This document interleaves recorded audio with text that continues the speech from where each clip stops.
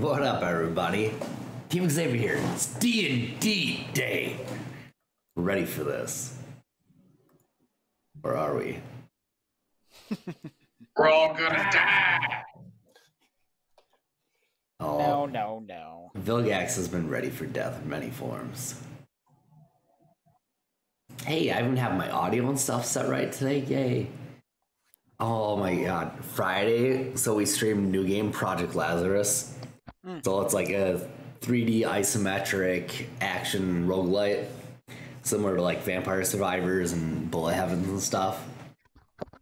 And nothing wanted to fucking work. And I mean nothing. Like, I had updates that day. My microphone wouldn't register. The camera wouldn't turn on. It was using the external, like, cam, like, on my PC. I'm like, what in the fuck? It really felt like he set every setting before we had to fucking record. Oh my gosh. It was literally 45 minutes because he started setting up like 15 minutes before, and then we were like half an hour late for starting the stream.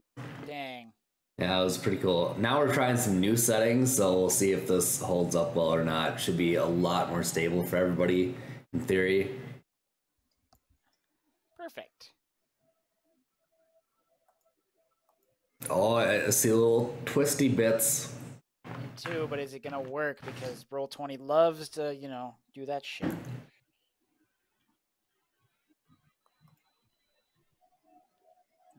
I hope what doesn't happen is what they're saying is going to happen, because Wizards of the Coast is buying Roll20 and D&D Beyond, and they're like, hey, with your one subscription, you can get Beyond and Roll20. It's like, I don't want to have to pay for stuff. Yep. Subscription. Wow. But I wonder if they're gonna keep. One thing I love about D&D Beyond is, and it should be this way regardless, because it works in the real world and it should work on here too. Like, you guys can have your free account, and then as long as you're with a DM who has the materials, you can use those materials. But something tells me that's not going to be the case, and they're just going to monetize everything. Well, with digital books, like, everybody has to buy their own copy. No, you currently. Don't. No, you don't. I mean, if you have the actual, like, digital, like, PDF. Oh, yeah. Like, you can't share that with anybody else legally. Yeah. Like, you guys can use all of the, like, character creation and stuff that, like, Peter and I have already. But I suppose you guys actually can't read the actual books, though, can you? You can just use all the character creation shit. And Beyond, you can look through the, like, index stuff and be like, oh, hey, what's in this? And look up something specific, but you can't, like, page through the book page by page. Oh, sure. Because they don't want people to just come up and be like, oh, hey, PDF copy of, like, the entire digital book. Oh, I lost Brooks. Oh, now he's back. I didn't have Peter. But... Peter! Hi, Peter, I love you. If you're my enemy, I'm going to murder you. Oh, I love that for me. What happened?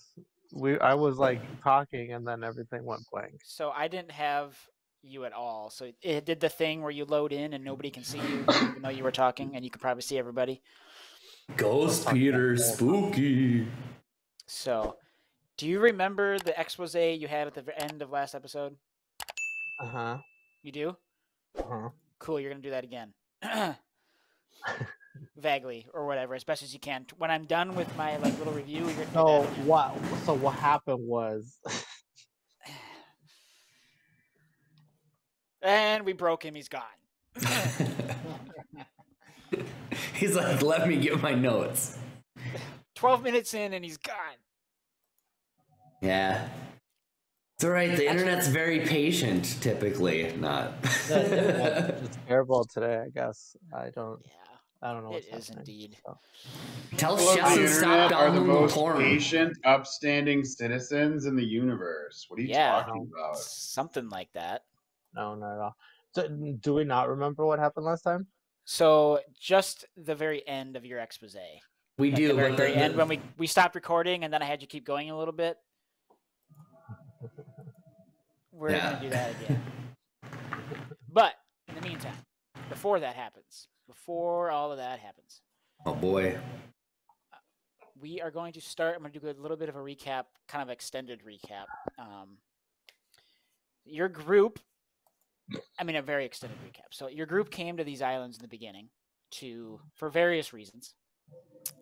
And you guys all met up. You guys ended up, yes, that. Goraquil had his own little thing that he had going on, researching and whatnot. You guys came here, found your way to a college for wizards, and did a whole bunch of tomfoolery there, a whole bunch of other crap. You guys ran into Mergaxor and Romex, ironically enough, which is a Vilgax, somebody connected to Vilgax. Yeah, right. And for all intents and purposes, saved the college from Mergaxor. And plot twist. Among other plot twists. You did gain some pretty good knowledge at the college. Of course, you guys left behind a lot of shit there, as it may be. Killswell left. Goraquil left for a while. You guys are now in kind of an impasse where you meet Rom, and your stories are taking hold and taking directions for everybody and for themselves as they all kind of come back together. You're trying to find your way on this island. Huh. And last episode, you were trudging through the jungle that you found yourself after a shipwreck. Let's see. Okay, here we go. Here's my notes. The weather, normal season, hot, somewhat comfortable for a little while. Then it turns to blistering hot after a while. You ran into a few obstacles of Razorvine and found yourself actually in the wild magic jungle of Elora. Anytime you casted a spell, you realized that random things started happening every time you casted magic in this jungle. You ran into a ancient stone tablet, if you will, that had a warning, which was ended up being your wild magic along with other things. There's a lot of songbirds singing to you on your travels. You ended up finding a lady who brought you to... actually, before you met her, you trudged across some water, getting attacked by some piranhas. You crossed the river. We found a green-haired seductress, didn't we? You did find a green-haired woman who seemed to be lost. I told you she was lost. Her name was Jane Corinne. And where she led you to an altar, which I'll take you there now. She led you to an altar, a large ruin that had an altar. It's about 8 to 10 feet in the air upstairs. And you ended up putting your guys' relics, your most important relics, or a relic that you had on this altar while you guys were all holding it. And each of you saw a vision of this ancient shrine. Yoder, you saw some past wrongs that happened between the Yunti, the Triton, the Lizard folk, and the people that inhabit these islands now. That mass genocide, if you will, of a lot of those older generations of those folks. Ram, you saw an impending doom, if you will, of a lot of different monstrosities and aberrations, fire, destruction, as well as a man in yellow who happened to kidnap what looked just like 4 adventurers to you with a yellowish fog. And again, a lot of mass destruction and stuff going around you in those visions. Grim, you saw your old General Dak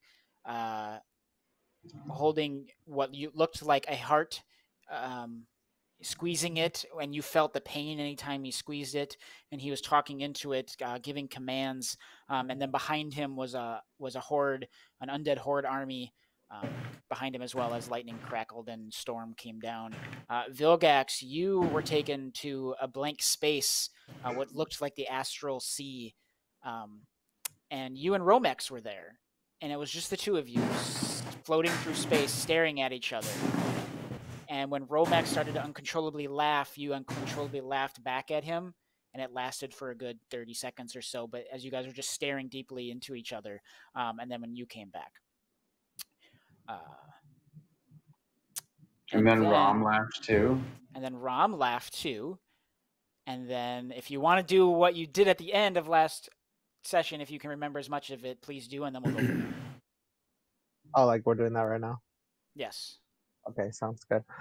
So you come to, and I immediately, Vilgax, I'm dead ass staring at you, laughing, and and I spent like maybe a good like 30 seconds again just laughing, and I stop for a second and I go, "Welcome to later," and then that's it. Perfect. So we are here. You are sitting around in the jungle. You are standing around this altar still that is now crumbled and cracked and tumbled over. So it lays in ruin at your guys' feet. As you look around you, you remember the for the lack of a better word, the strings of energy that came off of the altar at the time. The walls are still lit up in little specks on the wall. There's still little specks of light, if you will, shining on the wall. They're dimmer now than they were before, but they're still there. And Yoder, the jewel that you had just put away after taking it on the altar, starts to glow. And you feel it in your pouch. You put your jewels on the altar? Gross. What would you like to do? I feel it start to glow, you said? Yep. Like you can see it in your pouch. You can feel it's like glowing. Like there's something, it's doing something in your Something pouch. doesn't feel right after I put my jewels on the altar. I take it out of the pouch and All right. She's again. So as this crystal, it's like a prismy crystal starts to glow really bright and almost blinding light for a split second. And what you have in your hand now, as it's changed form after you've taken it off the altar and putting it back in your pouch, and it is now the jewel of the three prayers, if you will, dormant, but it looks like... let me get that for you. I should have had that pulled up before my... It looks like your face. Alright.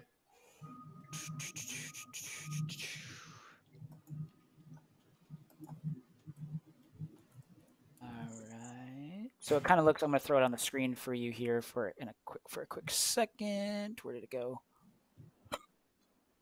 Oh, you've got to be kidding me. Yeah, apparently I can't whisper anybody today. Anything Try comes refreshing. up. Try exiting out and logging back in again. Yeah, it does that sometimes. I did both of those, but I'll try it again. Okay.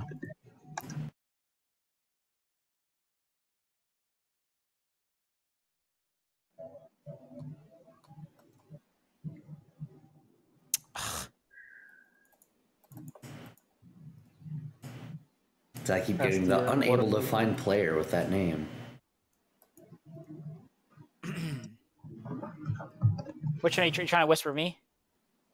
I've tried everybody in here. Okay.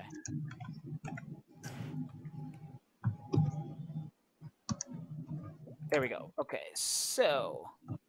Yeah, I keep getting this for every single person. Huh. So your one large crystal has turned into a jewel, these jewels, if you will, of the three prayers like this. Essentially, it is a necklace that the jewel is, and it opens up into those. So you get the 4 blue, and then that's the green one. So that's what it looks like to you now in your hand. Looks pointy. And with that, Definitely don't stab Rom with it. yeah, I would. Once this jewel turns, or once your crystal turns into these jewels, you guys notice that Yoder, when you've ever seen somebody just kind of like stare off in the distance for a second, like they're, zoning out, if you will. For everybody, it's just like a split second. For you, Yoder, Yeah. Ooh. you are taken to Who what the fuck is this? you've only been described before, but this is your doorway to your goddess, Ayun. I bet you won't roll to seduce. As you are taken to this doorway, and Ayun approaches you,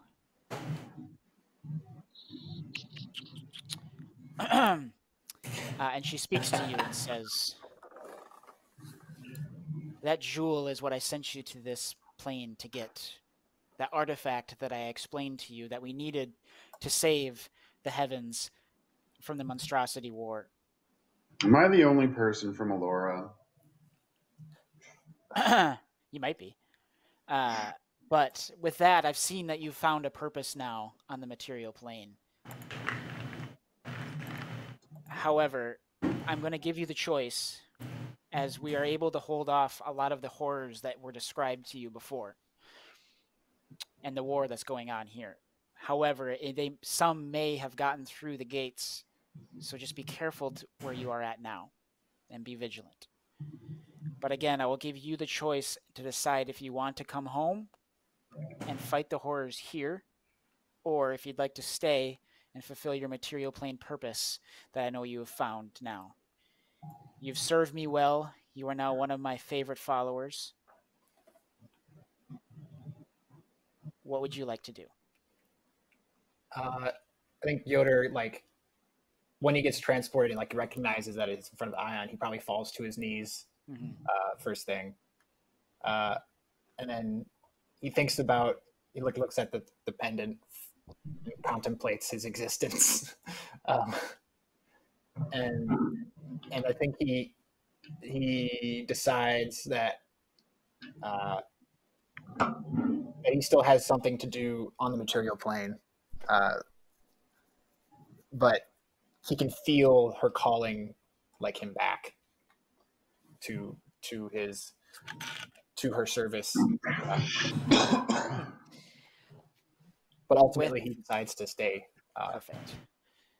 And once you describe to her that, and she understands fully and says, "My son, I know that's what is probably best for you. I would like to give you one last tangible thing until you come home to me." And she actually flips you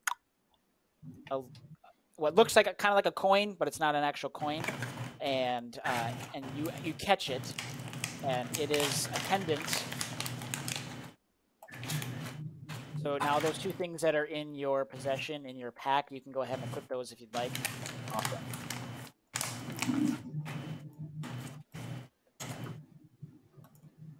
Move to equipment. There we go. And Nice. May only be $2.50 at the grocery store, but they got a $3 kick. yeah. And basically what it looks like is it's have you ever seen like those elongated pennies?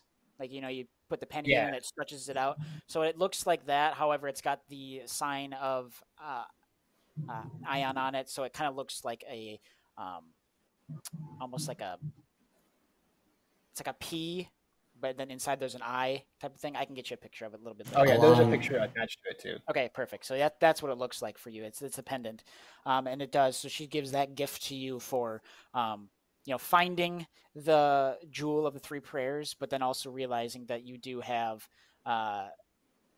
other things to do on the material plane, and she wants to assure you that they're okay here for now, and that's why she gave you the choice.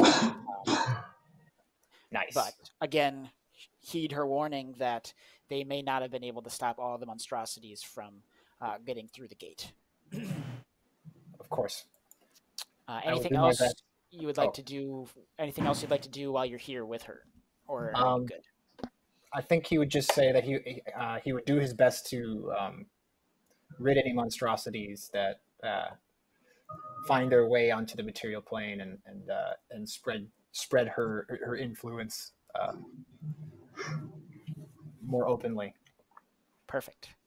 She nods, and the gate that is shining bright yellow and everything closes.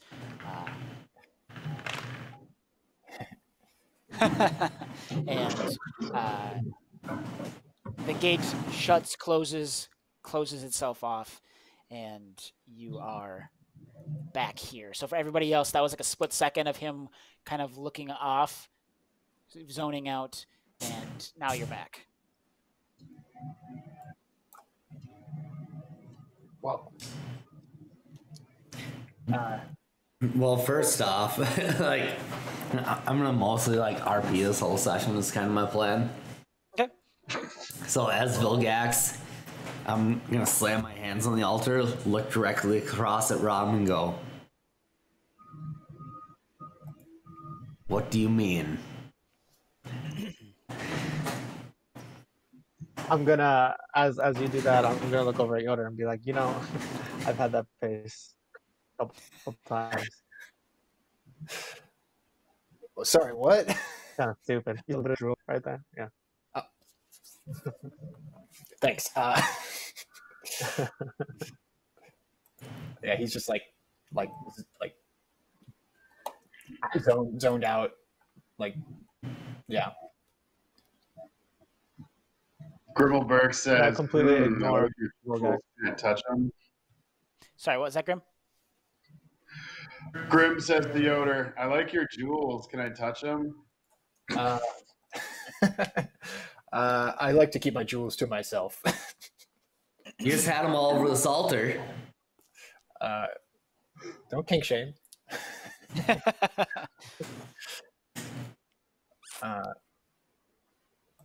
Yeah. So with Vilgax's hands on the stump of the altar that was left as most of the altar crumbled to the ground, looks straight at Rom, and Rom ignores Vilgax and looks at Yoder. But while your hands are on that Vilgax, you get, now everybody can see Vilgax that split second, like zoning off. And for a split second, Vilgax, you are here. Oh, I don't know what this is. You look down, and you're much closer to the ground than you remember being. Oh, you're a toad. You're a child, Oh. if you will, playing by some water, sparkling water. Now, as you know what you are, and your childhood here was in the Fae. You are currently playing around the water at dusk with your friend next to you, splashing around, throwing rocks into the water. And above board, I'm just making this all up for you, Vilgax. So playing, skipping rocks, playing with a friend, and you hear a voice. Oh, someone comes behind you. And this map is for purposes. So we're going to do a little more RP theater of the mind here for the most part for this. But as you're playing with your friend, a voice yells out and says, Vilgax, what are you doing down by the water? And you really recognize this to be your motherly figure, and who that is. And I'm a kid. You're a kid, you're a child. So I turn around and go, Mom, watch me swim! And I jump in the lake. And she kind of yells and runs down to the dock and reaches out her hand and says, please come up here. Pulls you up out of the water. Says, what have I told you about coming down to the lake and playing by yourself without anybody else around? That is bad and dangerous, but it feels really nice. It's cool against my skin. Why are you down here alone? I'm not... Where's... I just look at my toes. And your friend is standing right next to you. She asks again, why are you down here alone? I'm not alone. Are you playing with that imaginary friend of yours again? Corky's right here. She's real. You just can't see her. Corgi. And with that, you are taken. As she grabs your hand and starts walking you through the deck, you are taken to the other side of this water, which you currently can't see, but now you're here. That my mom, she looks weird. That is not wrong. You know this to be your quote-unquote nemesis. Am I still a kid? You are not a kid anymore. You are here. You are you. You're an adult. The last you'd seen was you being a kid taking Dragon off the dock, and now you are here, and Romex is standing in front of you laughing. I'm just gonna look around. Just rub my arm blade. Go, has it come to this? Corky. Dun dun dun, reveal. And this does look exactly like your friend, your imaginary friend from a little bit ago. You now know that this character you've been chasing is what you thought was your imaginary friend at the time. You know, I always felt sorry for you. You couldn't phase back into this plane. Looks like you figured it out. But did all those people have to pay for it? He just kind of stares at you, and you still don't even know the half of who we are, do you? Oh, why don't you show me, big boy? No. Come here. And he says, give me your best shot.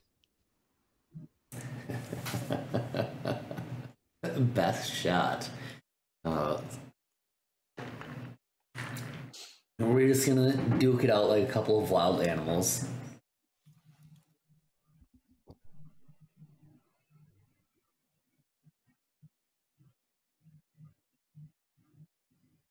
And he says, like I said, you don't even know the half of it yet. You abandoned me. And then... Oh, abandon, such harsh words. What then, are you, a star-scorned lover? And then, whatever you did to get... And he pulls out the book. Whatever you did to get this... completely severed our ties. Oh, I did enough. Done more than you think. And now I'm a tangible being here on this planet. You and I used to have so much fun together. Still could. Runs her hand along her arm blade. And you chose power over fun.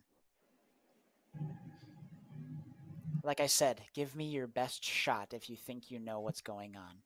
What was your Hit fun? me with your best shot. Killing all these people that are just pawns.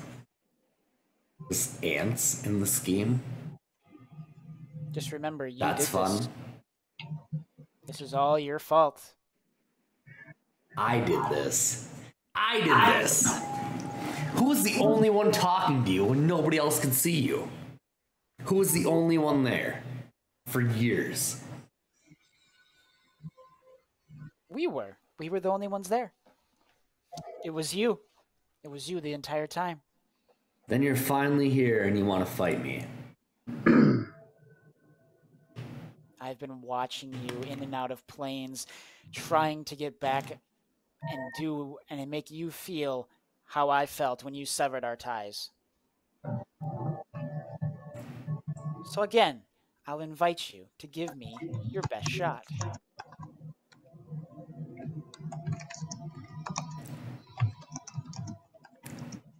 All right, so this is gonna be like a multi-stage thing. I'm just gonna explain what Vilgax is doing.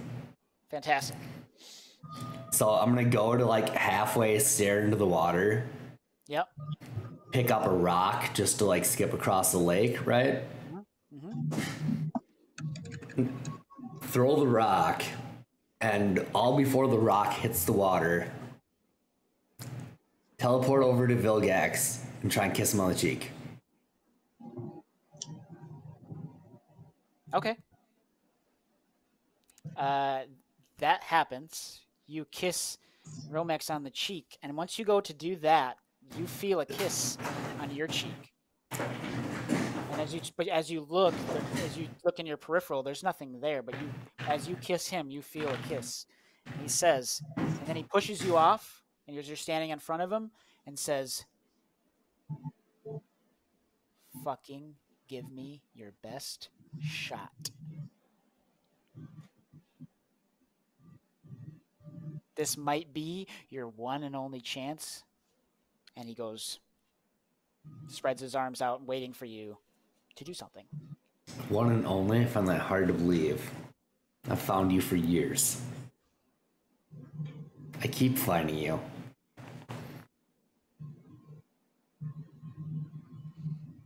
Take your shot at a pickup line. That's exactly what he says. He says, "Take your shot, Vilgi."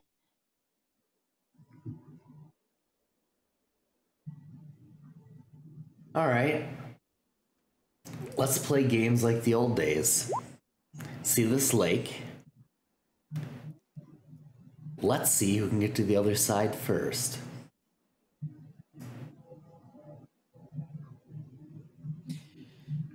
Vilgi, you're not going to take a shot, are you? This is just fun and games now. Sure, I'll oblige. But your chances that I'm giving you are slowly, actually more quickly, diminishing. So if this is what you want to spend time doing with me, let's do it. For old time's sake.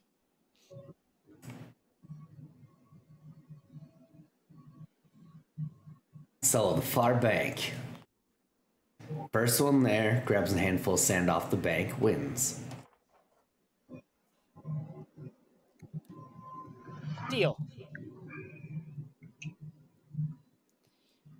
And we are going to go ahead and let's see, how far is that? 1, 2. We're going to have a series of 3 20s there and 3 20s. Triathlon. So we're just going to get contested 20s to see who gets there first. If you have a calculator, go ahead and grab it because we'll see who gets there first. So go ahead and give me a 20 roll of Vilgax. Just a straight 20? Just a straight 20. Here comes 3 1s. I haven't rolled it all today yet. Let's see how today goes. All right. It's right on par with your old rolls. Yeah. Romex gets out to a commanding start. As you guys both jump into the water to get to the other side and grab the sand that you wanted to do, you see that you don't remember Romex being this skilled. Granted, you guys were children. You were a child. But he gets out to a commanding start in the water. Go ahead and give me another 20. This one will be with whatever your athletics score is, you can add. Oh, probably not good. Are you going to get a double digit for the first time in like a month? A little bit. Ooh. So 5 plus 21 is 26. All right. So with that, you jump in. You kind of like stumble as you got in first, and now you're full on swimming. And he's still a good distance ahead of you, though. You're gonna have to make up some ground here, as he's still a good probably three human lengths in front of you. As he's starting to pull away again. Go ahead and give me another roll with athletics.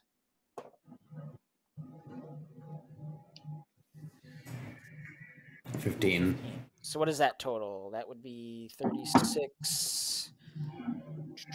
41 total. So he gets out to the bank before you and grabs the handful of sand that you grabbed, and he starts to turn around as he sees you coming up, and you haven't gotten quite to the bank yet. But then as he passes you, again, you grab the sand and you turn around quickly, and you're still about 3 humans lengths apart. Go ahead and give me another roll. Ooh, that's terrible. 50. Even worse. Hey. So I've got 54. I wish I could roll statistically better than 50% last month. That'd be cool. However, he does start to slow down a bit as you grab it and turn around and start swimming back. You can see that he was out to a commanding lead before, and now you are starting to catch up, but he is still in front of you. Go ahead and give me another one. Mediocre. Yes. You are going to need a good one. 14. So you're at 14. You're basically, you're not losing any ground at this point, but he is still ahead of you, and this is at the very last part of the water as you guys are trying to flail, and you need to pull something out in order to beat him. I'm going to go ahead and let you roll your last one with advantage. Cocked. Ooh, you got a chance. Oh, 13. 72. And a 13. Let's see if you were to beat, because his last stretch was terrible, so it might be close. And 6 plus. Oh, so close. As that happens, he ends up, you are right on his tail, and he's about to reach and you kind of dig down deep, and you gain a little bit of ground, but his hand reaches the shore right before yours does. And he gets up out of the water. And as you're kind of like sitting there, huffing and puffing, and you know that you've been defeated by your old best friend, he grabs your hand and picks you up out of the water, steps back and says, "Now that I won, I'll give you one more chance. Take your best shot."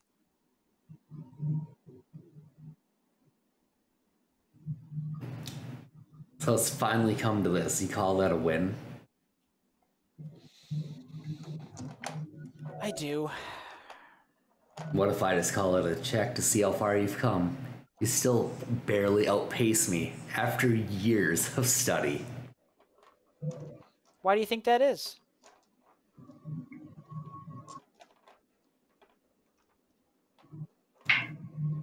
I don't know, I think you could do better.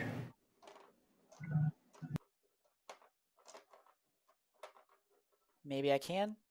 Maybe I'm too connected to you. All right. Well, this is how it's gotta be. It is.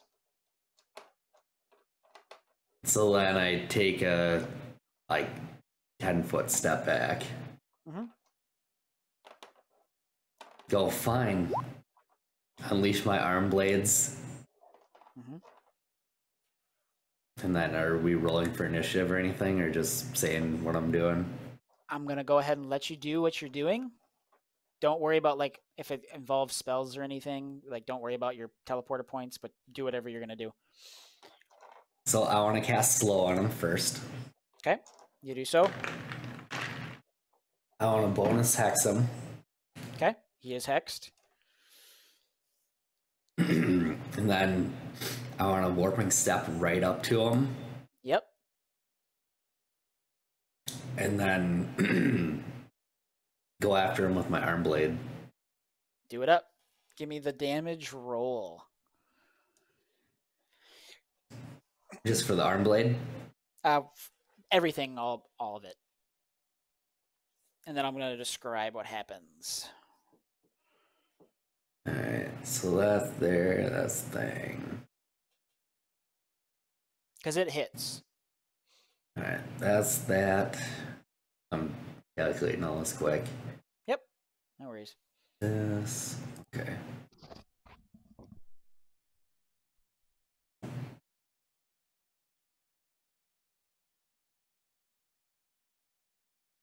Alright, so let's do.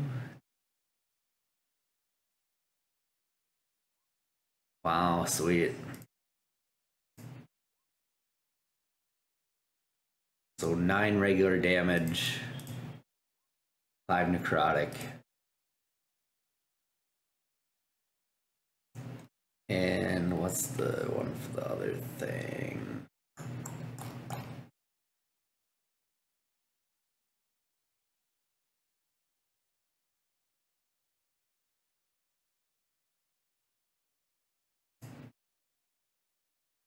Plus proficiency. And 22 force.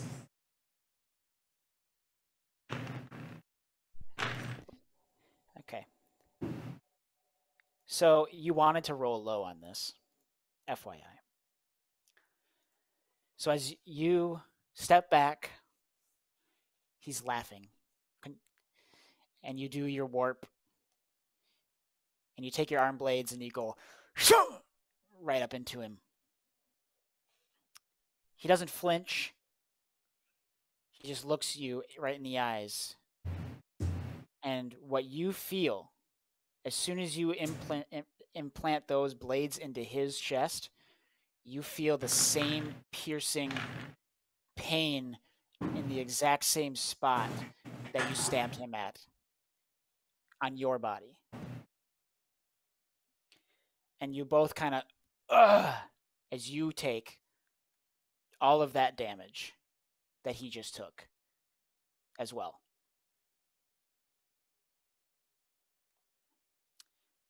And he steps back as you take your blades out of him. See, I told you. We're connected. I'm you, and you are me. I bet you that felt really fucking good, didn't it? I'm going to give you a split second to say anything you want to in that meantime. You know what's felt good this whole time? Nothing. I'll see you on the other side. And you're back at the altar. For you, for everybody else, that was another space out for about a split second. For you, Vilgax, that felt very real. And you are still hurt. And you do feel like you just got pierced in your chest.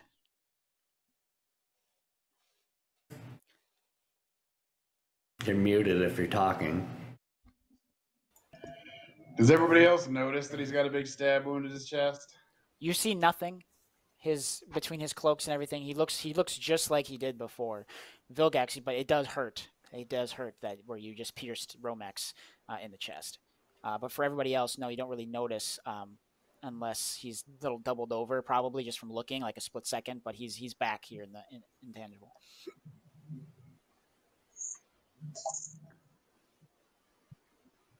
So Vilgax is gonna use healer healing on myself. Yeah, go ahead. Plus that. Alright. Boom. 8 plus my hit dice.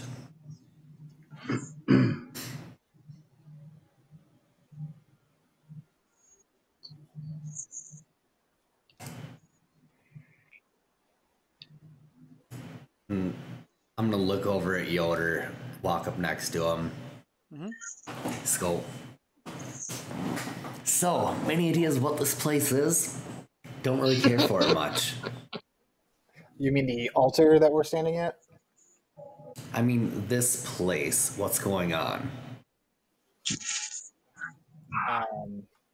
Our magic doesn't work. We come up here, we get spaced out like we get drugged up. And you and random lady want to check out the ruins so badly. Now she's nowhere to be found again. Oh yeah, she disappeared again, didn't she? Everything's pointing to you. So, what's going on? Well, you are the only one from the school. You are the only one talking to Amicus in secret. Everything is you. Well, this... I don't know much about the forest here, other than that it's just crazy. And I don't know where the lady went off to. And the only thing I know about... Oh, yeah. Sorry. As a remember, what she did right after the altar, I'll give you guys this because this happened and you might have forgot. The lady, the green-haired lady, did tell you guys that she was a spirit, a guiding spirit, to get you guys here to the point. Yeah, and then she fucked off. And then she essentially disappeared right after that. The spirit of her disappeared after that. So she was here. She did tell you that she was a spirit guide. Right. And then disappeared. Okay. Yeah, I guess Yoder's just going to be like, that's getting awfully accusatory there. I don't... I know about as much as you do about whatever is going on. Yeah. You're supposed to be the smart one who knows things about this place, and you only know as much as we do. I feel like you wasted your time at the school. They certainly don't seem to teach much about the UNT at the school. People don't seem to talk about them here. And I can see why. Well, now I see why. I mean, it could be worse. I guess. Oh yeah, Ram, let's circle around to you. Now's later. Great candies. Mm-hmm. Oh yeah, it's later, isn't it? Colonel Burke just acts completely confused because he has no fucking clue what's going on. It's okay.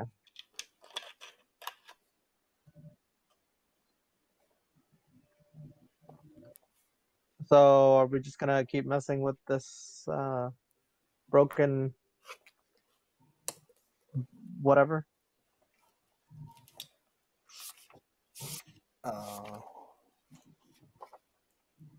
What we're going to do is what we came here to do and stop fucking about. We came here to get out of here. Like, we weren't even supposed to be here as Grim just starts walking down the steps. Now we came here to go to a war school. Yeah, which is further north. Are we sure it's further north? And I'm just like walking behind. And I'm not gonna let any of these people behind me. I'm gonna be the last one to leave. All right, go ahead and place your guys' selves among there. So as you guys walk down the steps from the old ruins, it starts to shake a little bit. You turn around, and where the altar was broken in half, and there stood a stump, that like leg of the altar itself kind of disappears into the stone, and raising up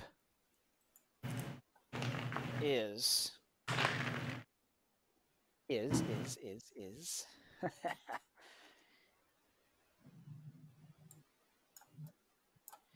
a figure. Let me get a description for you. Some curly horns he's got there. Sorry. A gnarled, crones with shriveled orange skin, tangled with gray hair and eyes almost like burning coals, raises up from underneath the altar. Yoder, you immediately recognize this from studies as a dusk hag. It's kind of hunched over, as it goes. I'll do that in a second, Grim. As it rises up and kind of groggles and laughs and and says, "Those were awfully fun, weren't they?" And I need everybody to roll initiative. Oh, dang. All right.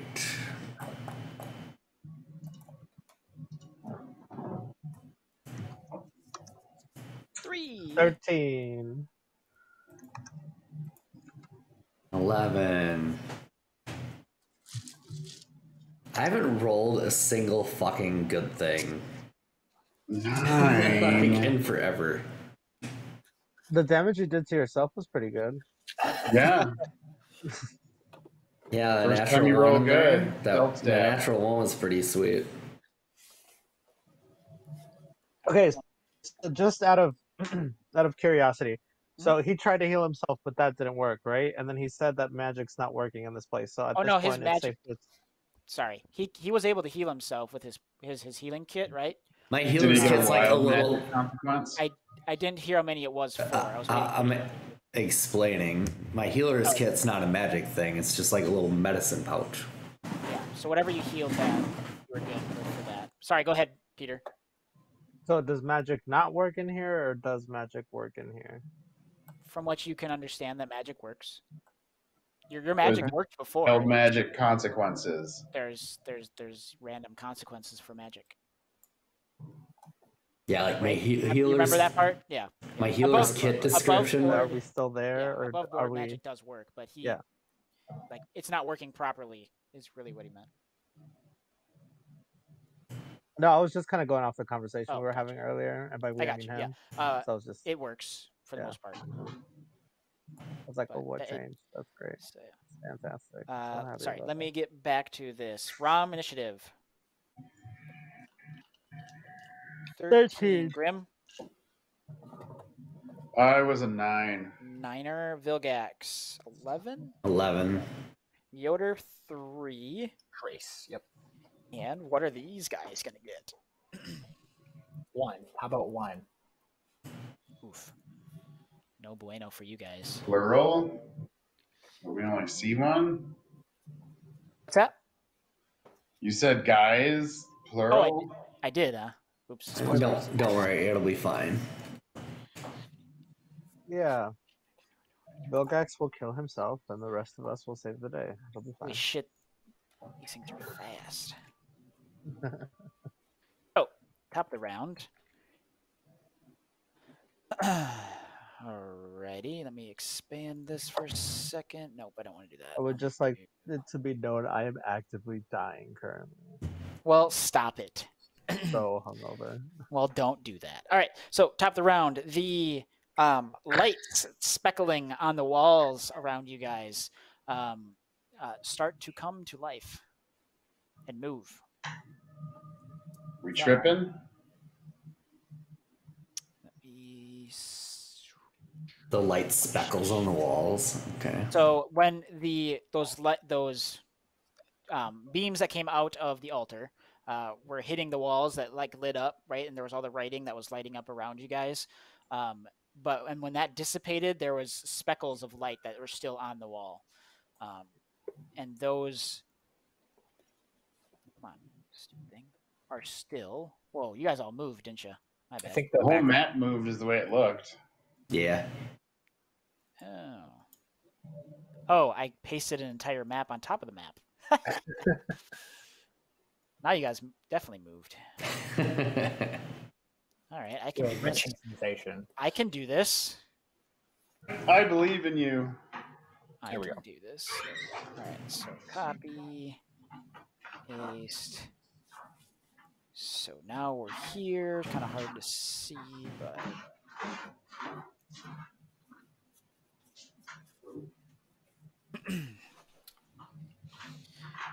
all right. So we are here. So top of the round, you guys see the lights kind of come out of the wall, and you see a wispy balls of light come flying out of the wall, and Yoder, again, you've noticed these to be will-o-wisps, which you know that these are bright lights that haunt lonely places like battlefields or areas where many people have died, and bound by dark fate or dark magic to feed on fear and despair. You know this about those in your studies as being a cleric at the school. So, that being said, they are here and going to 5, 10, 15 come up to you. One of them comes wisping behind you, Yoder, and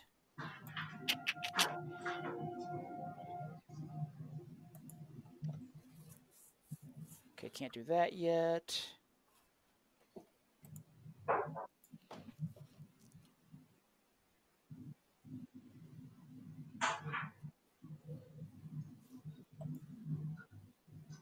Oh, here we go. And from behind you on your back, I had to scroll down a little bit, my bad. You feel, so let's see, that does not. So 7, 8, 9, 10, 11, 12 does not hit you, correct? 12 does not. No. All right. So what you feel this wisp coming behind you, and you feel a little shock on your back of your neck as it comes up behind you. It doesn't hurt, but you feel a little shock, almost like you touch something, you get a little static shock, but it doesn't hurt at all. But you do know that it is there now. And then I'll.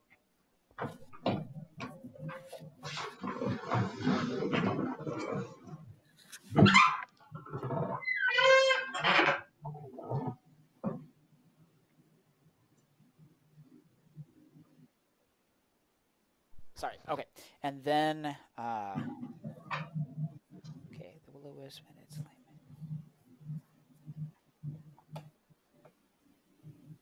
Okay, so this one comes up behind you. So as it moves off the wall, as you can see these things moving off the wall, it flashes and then it disappear. And then as it shocks you in the back, like you can see that one now. And this will-o-wisp comes up to Vilgax and does 22 hit. Tie to the die. Or wait. Can I use my reaction against it? Yes, you can.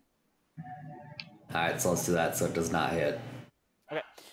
Again, as it comes up to you, you see a little wisp, and as it's like you can see it with your true sight, but it does kind of like flash out of existence for a second. It comes up, and as it goes to shock you, you feel like a little bit heavier, like more of a static shock. It doesn't actually hurt, but it does try to get you with that. This one, 5, 10, 15. You popped up behind Rom then? Yeah. Okay. So this one, as you go, this one tries to shock you and you blink out of existence and pop up behind Rom. There's another will-o-wisp right in your face. And 23. Yep.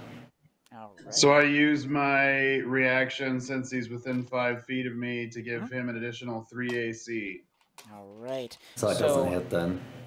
With that, I will say you reach out with your sword as you see it like beaming up to kind of like as it's about to shock him, and the shock hits your sword as it doesn't hit him. Well, go ahead. The gift of the metallic dragon describes itself as like an ethereal like wing that just extends out of me, and I can use it like a shield.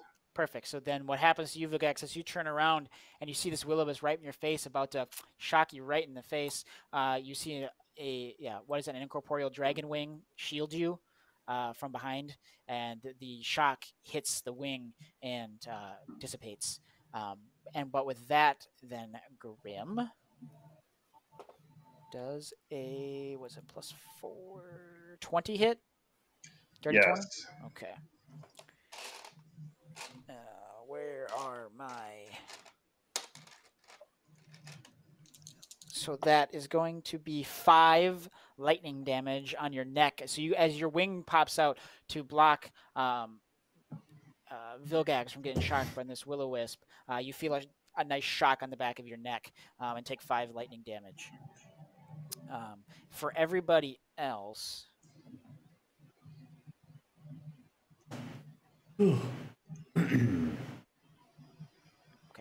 they are still here. So they are tangibly in front of you right now, that you can see them. And with that, the Dusk Hag laughs, low laughs again, and Reeks tells you and exclaims, "Are you guys fearful yet from what you've seen?" And goes ahead and turns to this echo and is going to go ahead and attack the echo that's right next to him.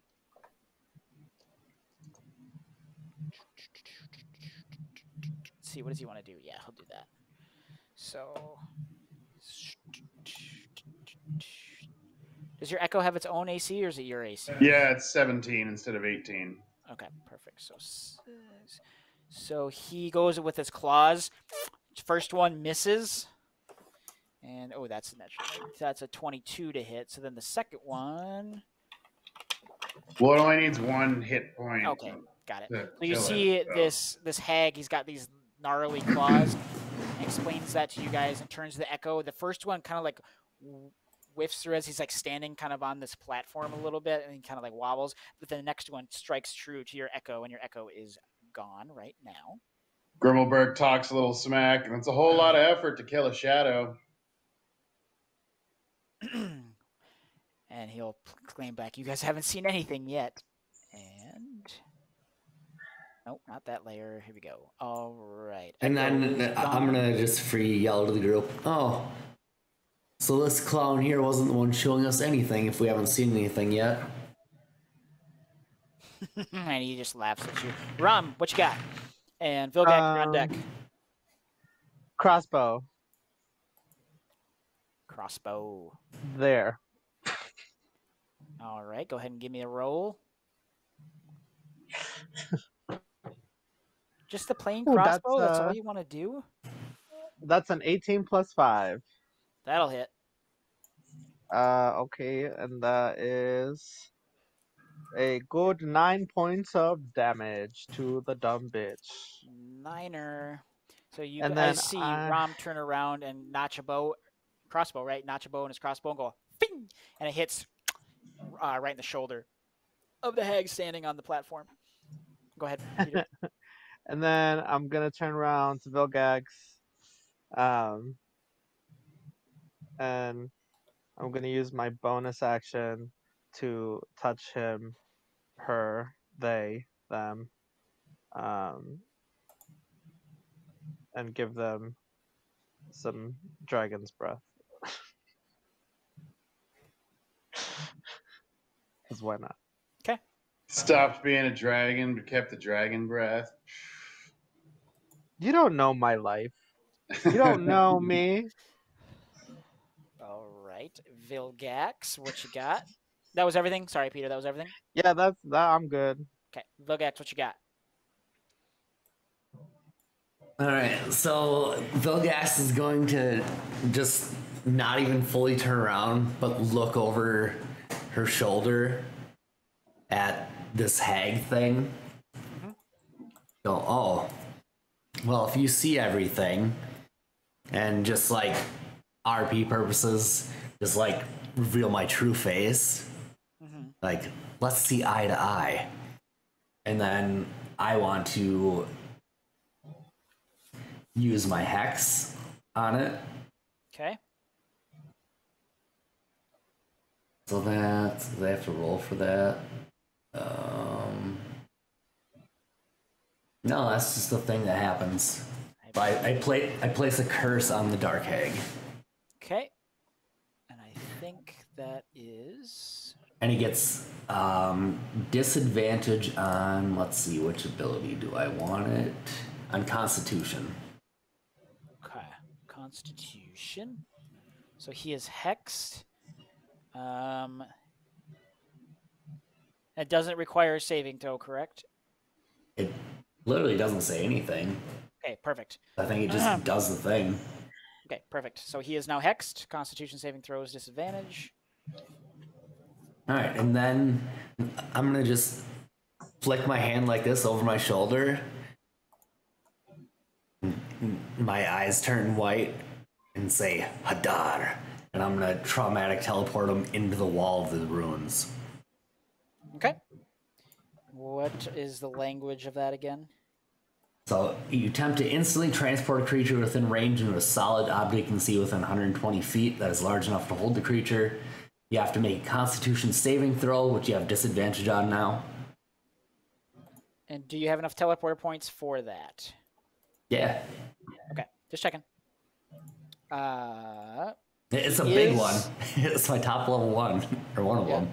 So, just for sake, he has magic resistance, so your disadvantage just turns into straight roll, because he has advantage on saving throws that are against spells and other magical effects. So straight roll. Constitution, right? Yep. Okay, he's not very constitute. Well, natural 1. So do your thing. Nice. And I'm going to let something else happen here. So as I flick my hands like this, you see this thing kind of just shake for a second, and then you see just the head and one arm sticking out of like the solid wall of the ruin. Mm-hmm. So back here, you said, like back towards here, or you want the back wall, like the ruins here. Perfect. So he and gets teleported right into the wall, smacking. How much damage does that do? So that's a let me roll for it. Come on, let me have a decent roll today. All right. 26 damage, force damage. 60-10 damage. Yeah, and it's restrained. And he is now restrained in the wall. Okay. And it's got to make a strength saving throw at the end of each of its turns. Perfect. It has to save 3 times to get out of the spell. Ooh. That thing's strong as hell. That's my top level thing I can do right now. One of them. It you take like all your teleport points? It's less than half, but it's still a lot. How many do you have left? After that, I have 6. 6? All right. I'm going to update that on my end so I just know, because I think I had... perfect. All right. Oh, is that the thing that you gave me, Rom? Yep. Perfect. That's everything from you, Vilgax, correct? Yes. All right, perfect. Grim, what you got? All right, so my first thing I'm gonna do is attack this one right next to me, because I guess, yeah, if I tried stepping away from him, I'd just get a reaction, wouldn't I? Yes. Yep. It hasn't used its reactions yet, so. So, all right. First action is 2 attacks on this guy. Okay. Or I guess bonus action, I make my echo and I place it here. Okay. And then I do the attack. All right. Give me those attack rolls.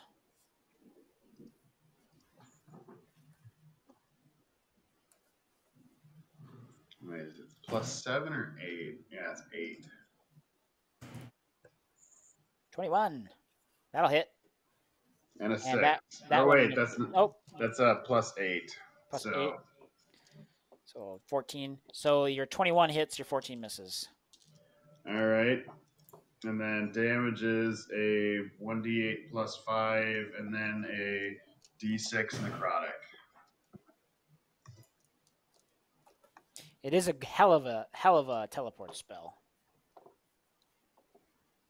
Oh, that's supposed to be +5. I mistyped. I'm terrible right now. That's all good. It's a 9.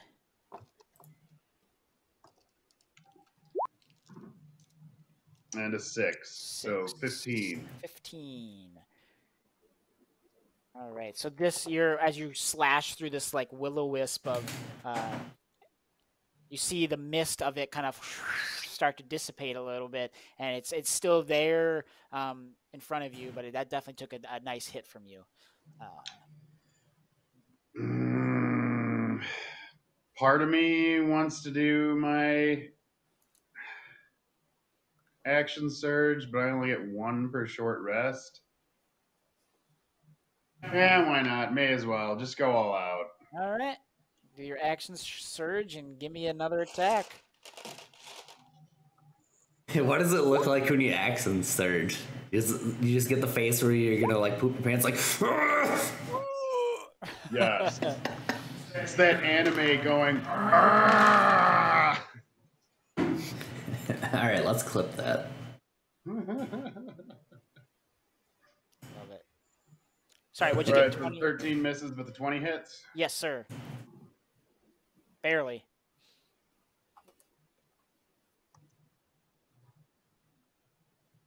What you got for damage? All right, that's enough. You don't have to roll the other one either.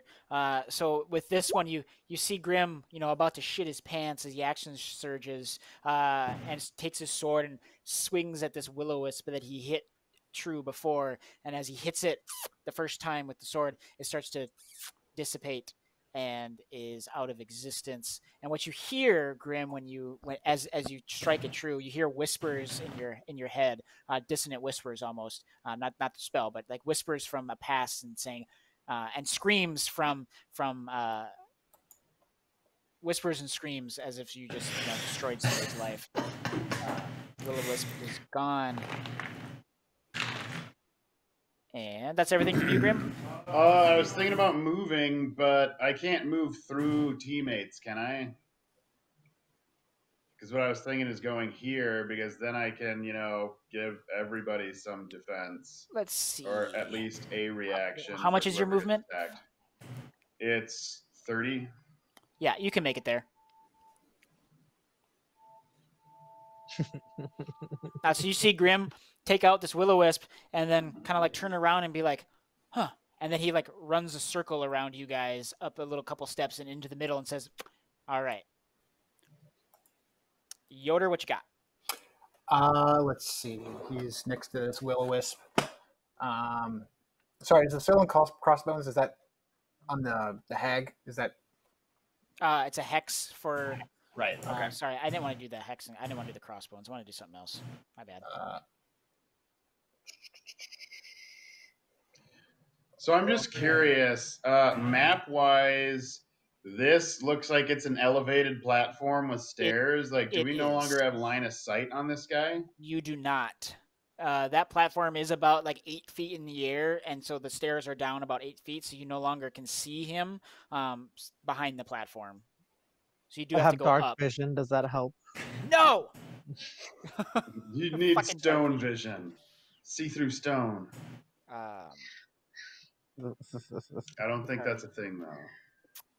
Sorry, did you ask me a question, Yoder? I'm just trying to decide which thing I want to do. I might as well go for it. I'm going to cast Guardian of Faith. Oh, sorry. Yours was force damage, correct? Yep. So how much damage total did you do, Grim? I just realized something. Oh, let's see. So damage I did... Looks like 9 plus 6, so I did 15 on the first one. Okay. And then I did 11 plus 2, 13 on the second one. So 15 and 13? Yep. Ooh, okay. Sorry, he does not die. I gotta rewind a little bit. So he is in front of you, so we are gonna rewind because I fucked up. And so then I have to still be here? Because otherwise... Yes, you do. There. So we're gonna rewind. So what happens... I'm gonna rewind this a little bit. This is me not knowing my monsters up front. All right, so you're slashing. You take slash. Your first one does a nice slashes into him. And what happens is it like kind of whoosh, as your blade kind of flies through the shocking mist around them. And then you action surge and take 2 more swipes at it, and it does the same thing, and it swipes through. But your hits look like they did a decent amount of damage, but it looks like as you were slicing through and it kind of goes through the shocking, it like almost dissipates and then it comes back together. So while you thought you did a lot of damage, it looks like it didn't do as much as you thought. Stupid wisps not dying properly. But it does look quite damaged from what you did do. Okay. My bad.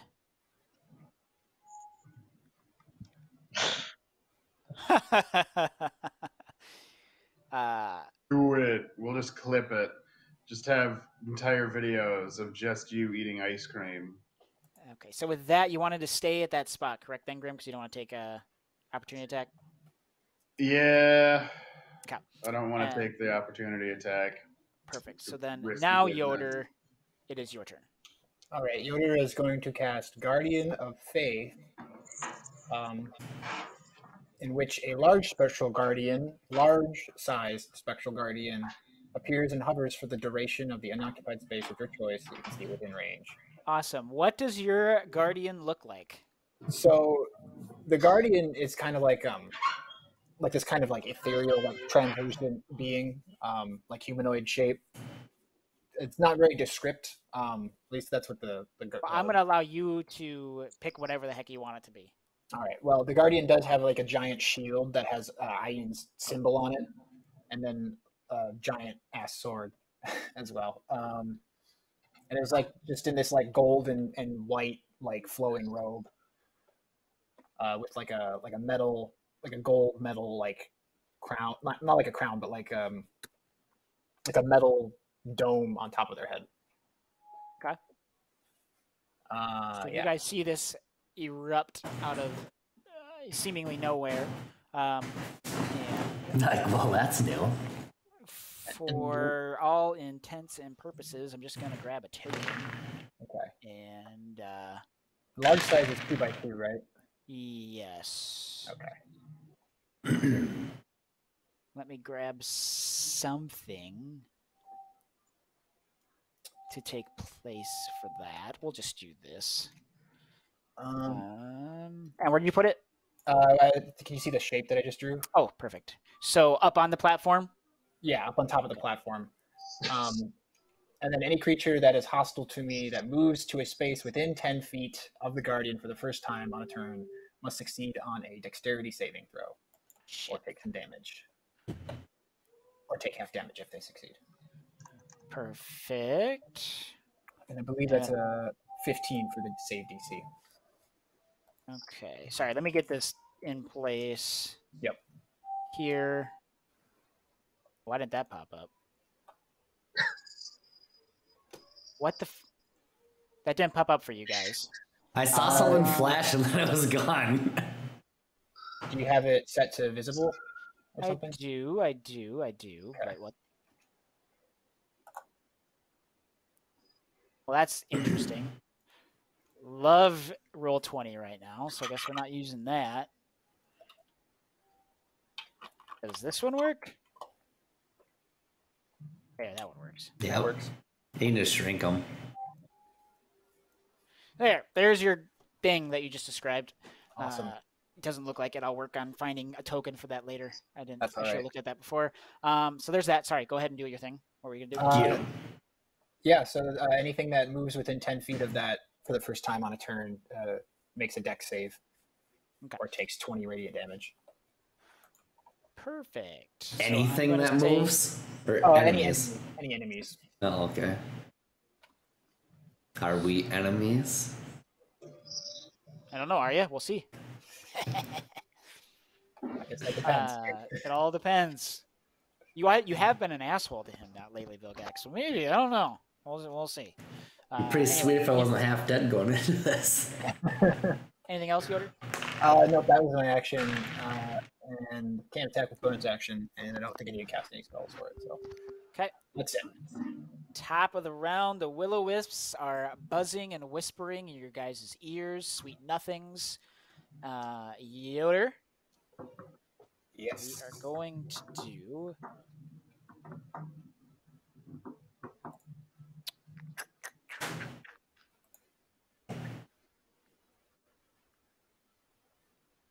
Oh, interesting. I did not know that.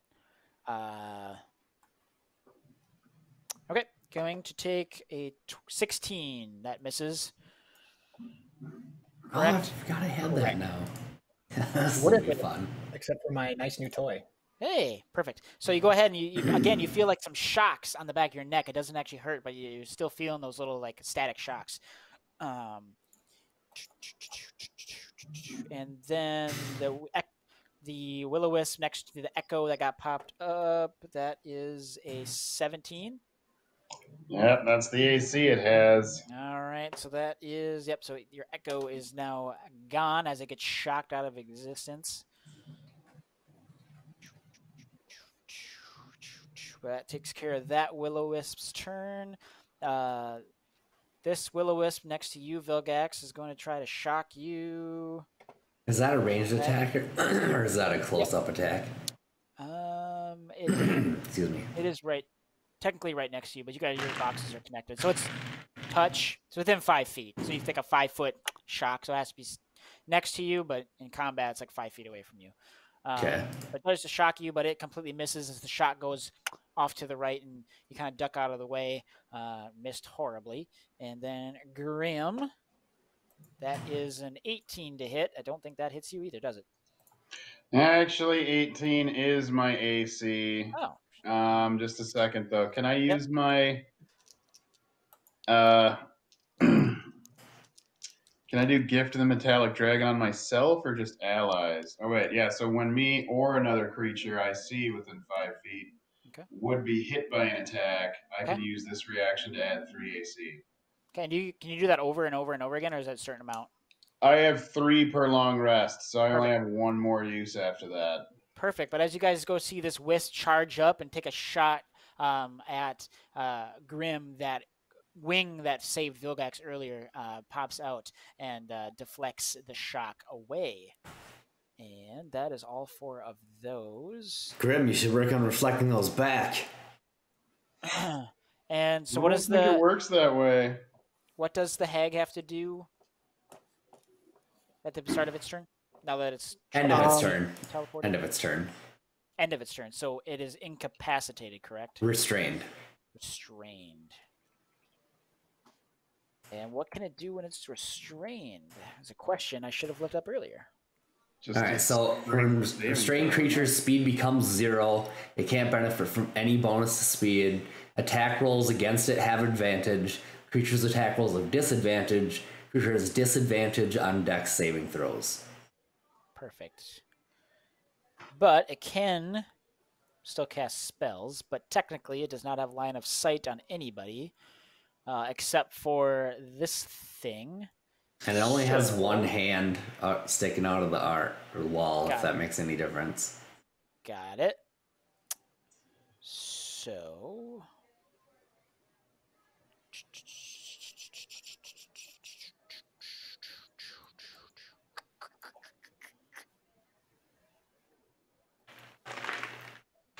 Okay, it is restrained. And so he can't really do anything to anybody or see anything. It can't get out yet. So what does he got to do at the end of his turn?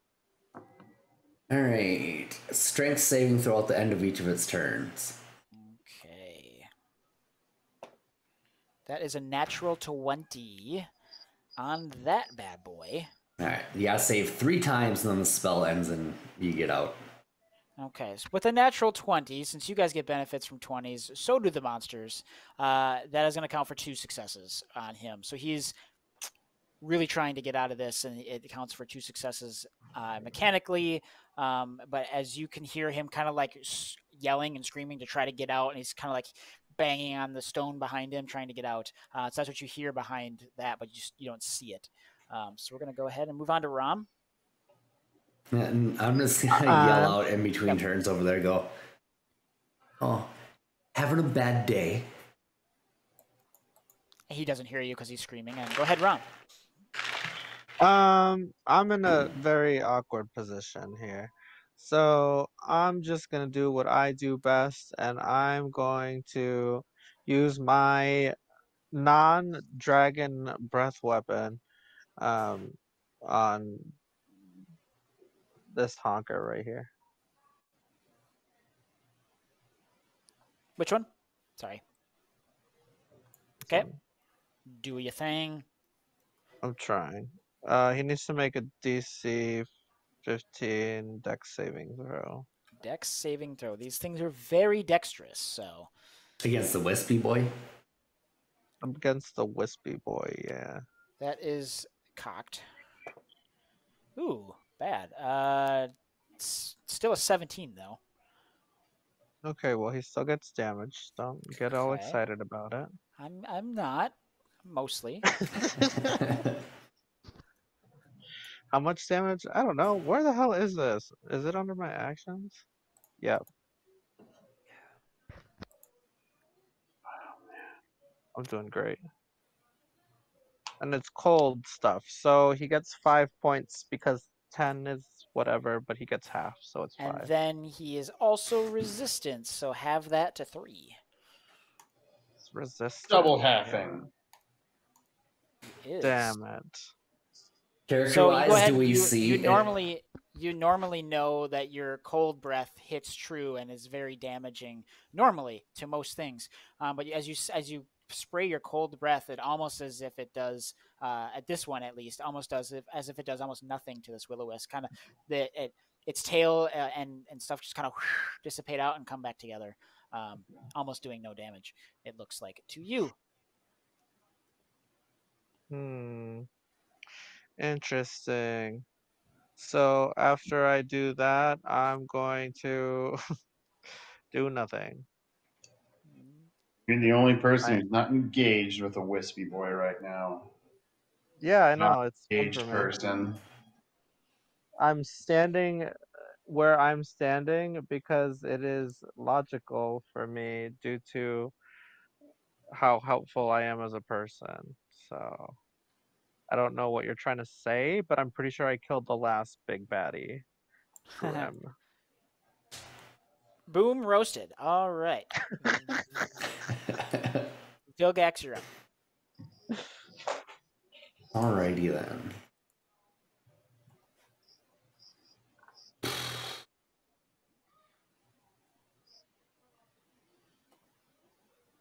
So I think what I want to do this time around, except we don't have line of sight to Deuter over here, right? To the hag? You do not. Alright. You know he's there by his wailing, but you do not. That's fine. So I'm just gonna attack this closest one here then with my daggers. Okay, do it up.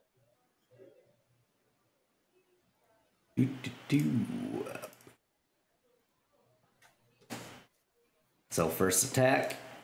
Oh, I'm not scrolled to the bottom. That's not right. 65 does not hit. That's not right. If 65 doesn't hit, we're fucked. 24. And then the second one's a 15. Second one misses. First one hits. All right. Now all your d20s?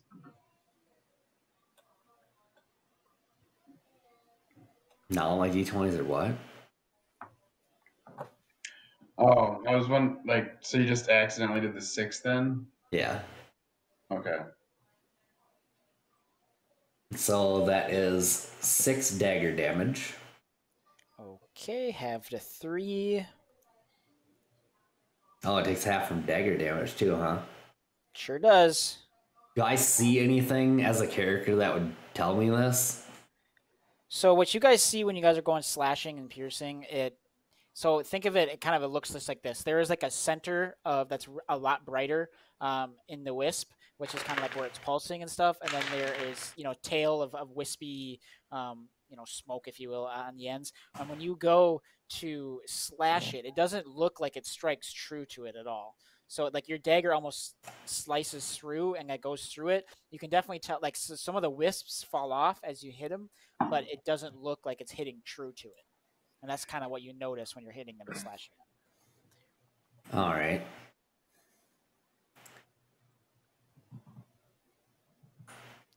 These things are tiny, but I didn't realize how tough they are. Right?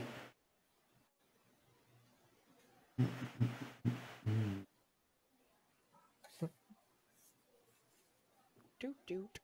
So, Peter over there smirk texting. I'm trying to figure out what to do here. Nobody's cast any spells yet, have they? No, and I've done that on Sure purpose. haven't. But if I get another turn, I will. I did cast Guardian Faith. You did cast this little guy, though. Yes. So on your next turn, something's going to happen. Oh, boy. Little guy? Big guy. Large, you might even say. Not huge. Unfortunately not. I mean, we haven't really clarified whether my teleport stuff is a spell or not. Technically it is. I'm going to let it go this time. But yeah. So we're going to do that. And then let's see.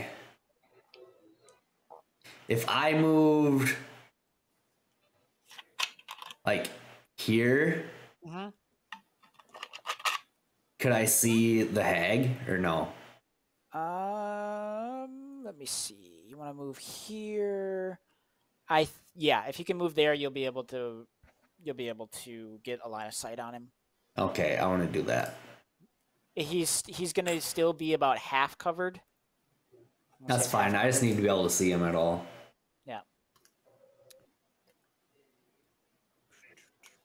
All right. Then I'm going to use my bonus action for my maddening hex and deal +4 psychic damage to the cursed target, so to the hag. 4? Yep. And that was psychic. Mm-hmm. Alrighty. You got it. So and then he kind of screams in a little more agony as he's trying to rip himself out of this wall and out of your restraints. And yeah. Grim, what you got? All right. Well, then, I guess. Do I want to? The spells are just so much less damage than my physical attacks, but it seems that.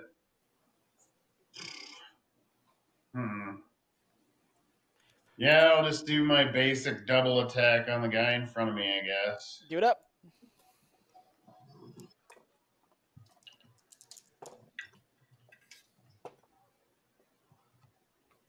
That'll hit.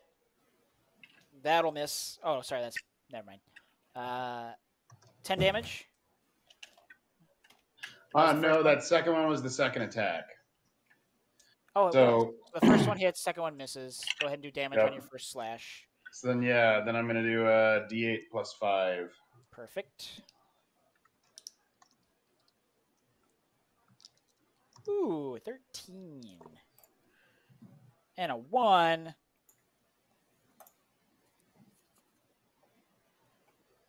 So, as you go and strike with your sword, this will-o-wisp, it looks like it strikes a little better than your other ones did before, but it is still alive. Hanging on by a thread, but it is still alive. I guess my bonus action will be summon my little dude again there. Okay.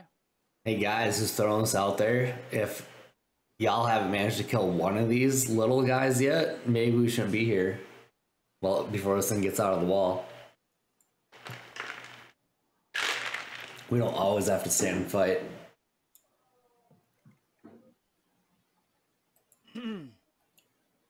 All right, there's your echo. Anything else? Well, that's my action and my bonus action. I think that's everything I can do. Alrighty. Yoder, what you got, buddy? Does your echo not go after you summon it?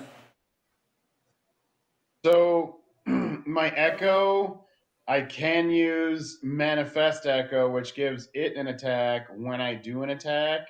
So, actually, I probably should have summoned it before my attack, but I didn't. I did not do that optimized. Now you know for next time. Yoder, what you got, buddy? You want me to do the wild magic first or after? I do. Give me a roll 20 as you start and look over at your thing you summoned. Oddly, it kind of like a flash of magic happens from it, and give me a 20, just a straight 20. Yep, 9. 9. Lovely. And then go ahead and give me 100. 60. 60 fun. Scrolling.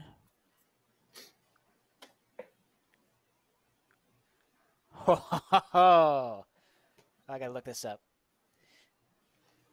We're gonna die.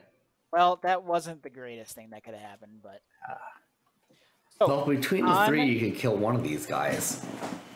So centered on Yoder.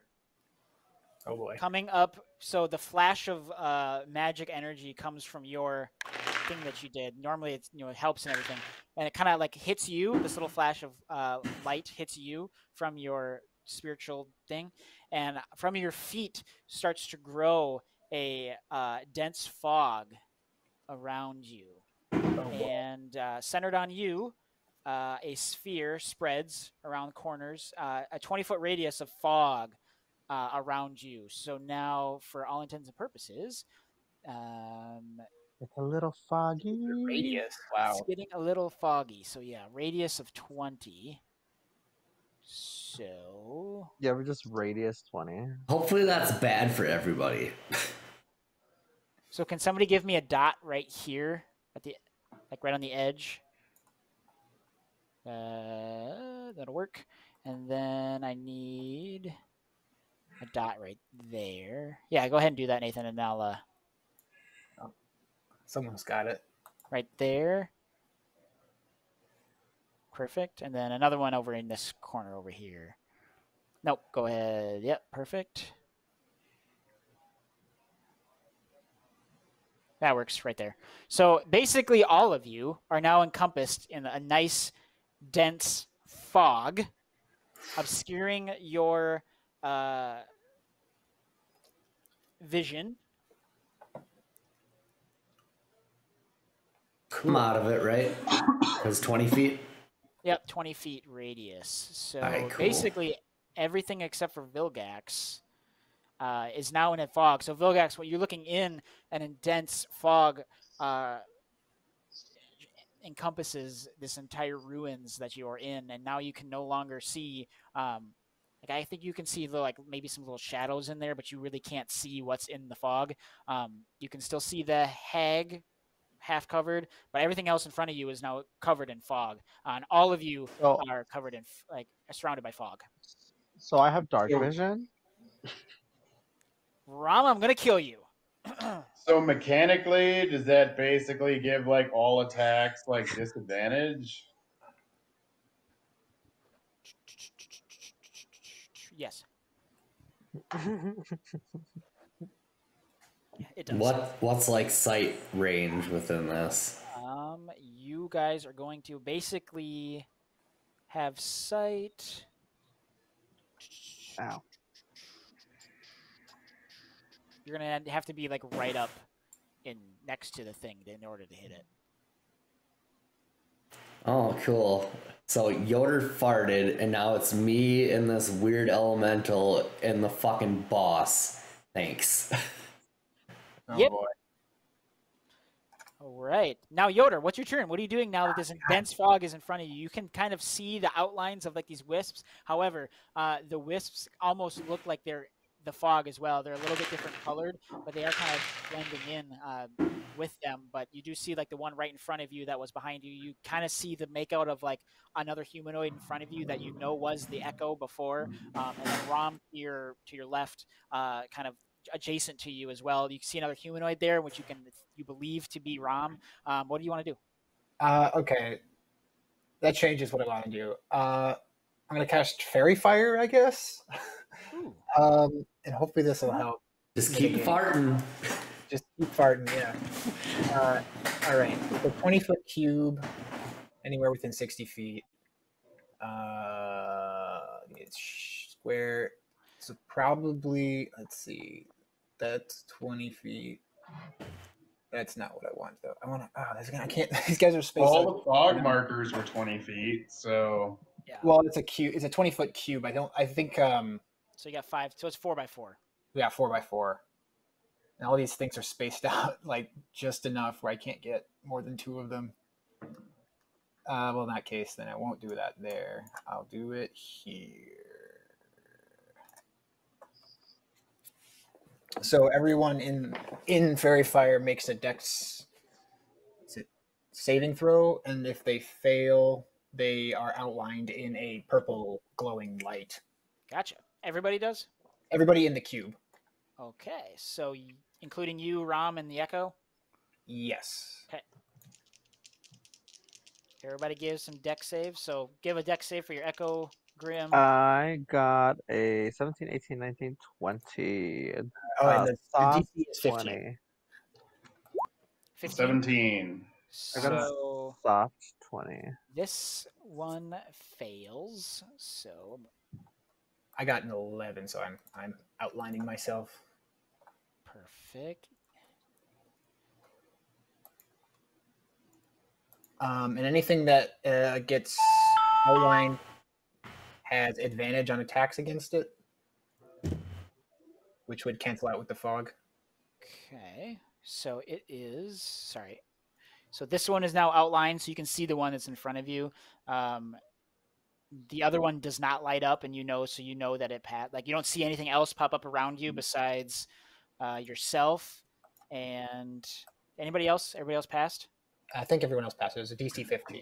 Okay, so you don't see anything else light up behind you except for you line up. Yourself is kind of outlined in purple, and this wisp in front of you is lined up in purple. Ram, you do see a figure humanoid like light up in purple, and you can make it out. It does look like Yoder that is kind of standing next to you, behind you.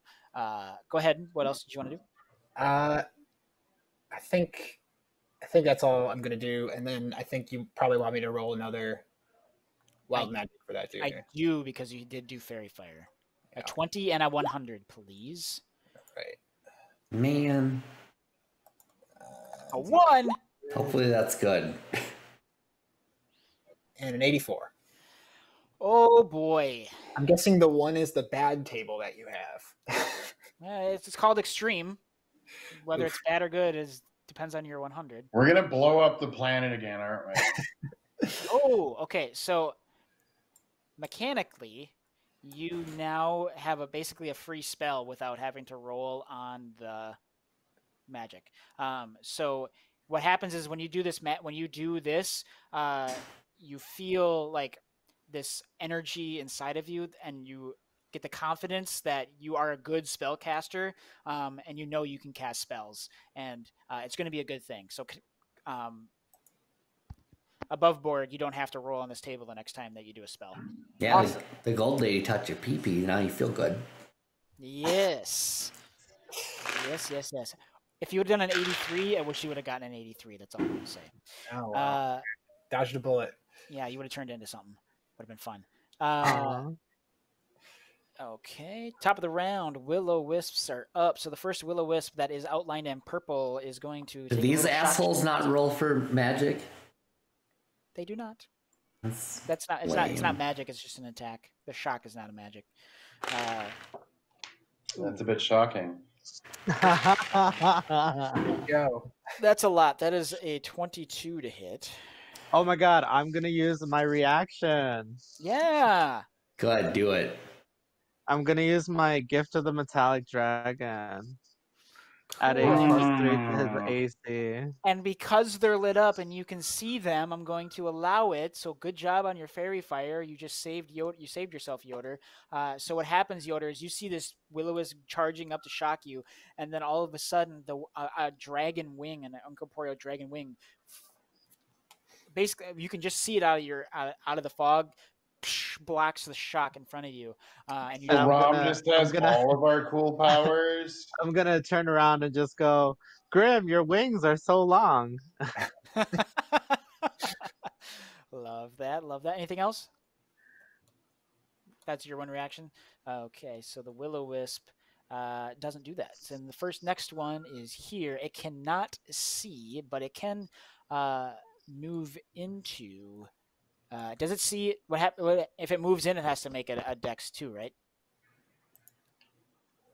If it moves to a space within its reach, it makes a dex saving throw, and if it fails, it takes 20. If it doesn't, or if it passes, it takes 10. Got it. Anyway, so it sees the kind of the fog here, but it is going to move up in here and up into right behind Grim's head as it kind of like almost bumps into you with its movement. And you are now flanked, so that's fun. So straight roll instead of advantage because you're still in the fog, but you're flanked. So you are not seeing this coming, and that is a 19. So that does 19 hit? Nope, sorry. I'm fucking... Never mind. I'm an idiot. That is a 9. 9 does not hit you. But then the other Will-O-Wisp is a 7 plus... So 11. That also does not hit. So this fog around you, just kind of like looking and waiting to be shocked, and you feel a shock on your neck and a shock kind of like on your throat, but it's more like a static shock and doesn't actually hurt. But you know you are now... there are Will-O-Wisps floating around you in and out of the fog around your face. And then the last one is next to your Echo and has disadvantage. Well, I haven't missed my Echo yet. And that is a miss. Finally. As the fog kind of... where is your Echo? Your Echo a bit. And it misses your Echo. So that is that. And now it is the Hag's turn to do a strength saving throw. Come on, get my big baddie boy out. End of the turn. Come on, fail. End of the turn. Well, he End of can't. the turn. Well, he can see you now. You are half covered. So let me see. Half covered is you have a +2 to your AC. As you are half covered around the wall. But...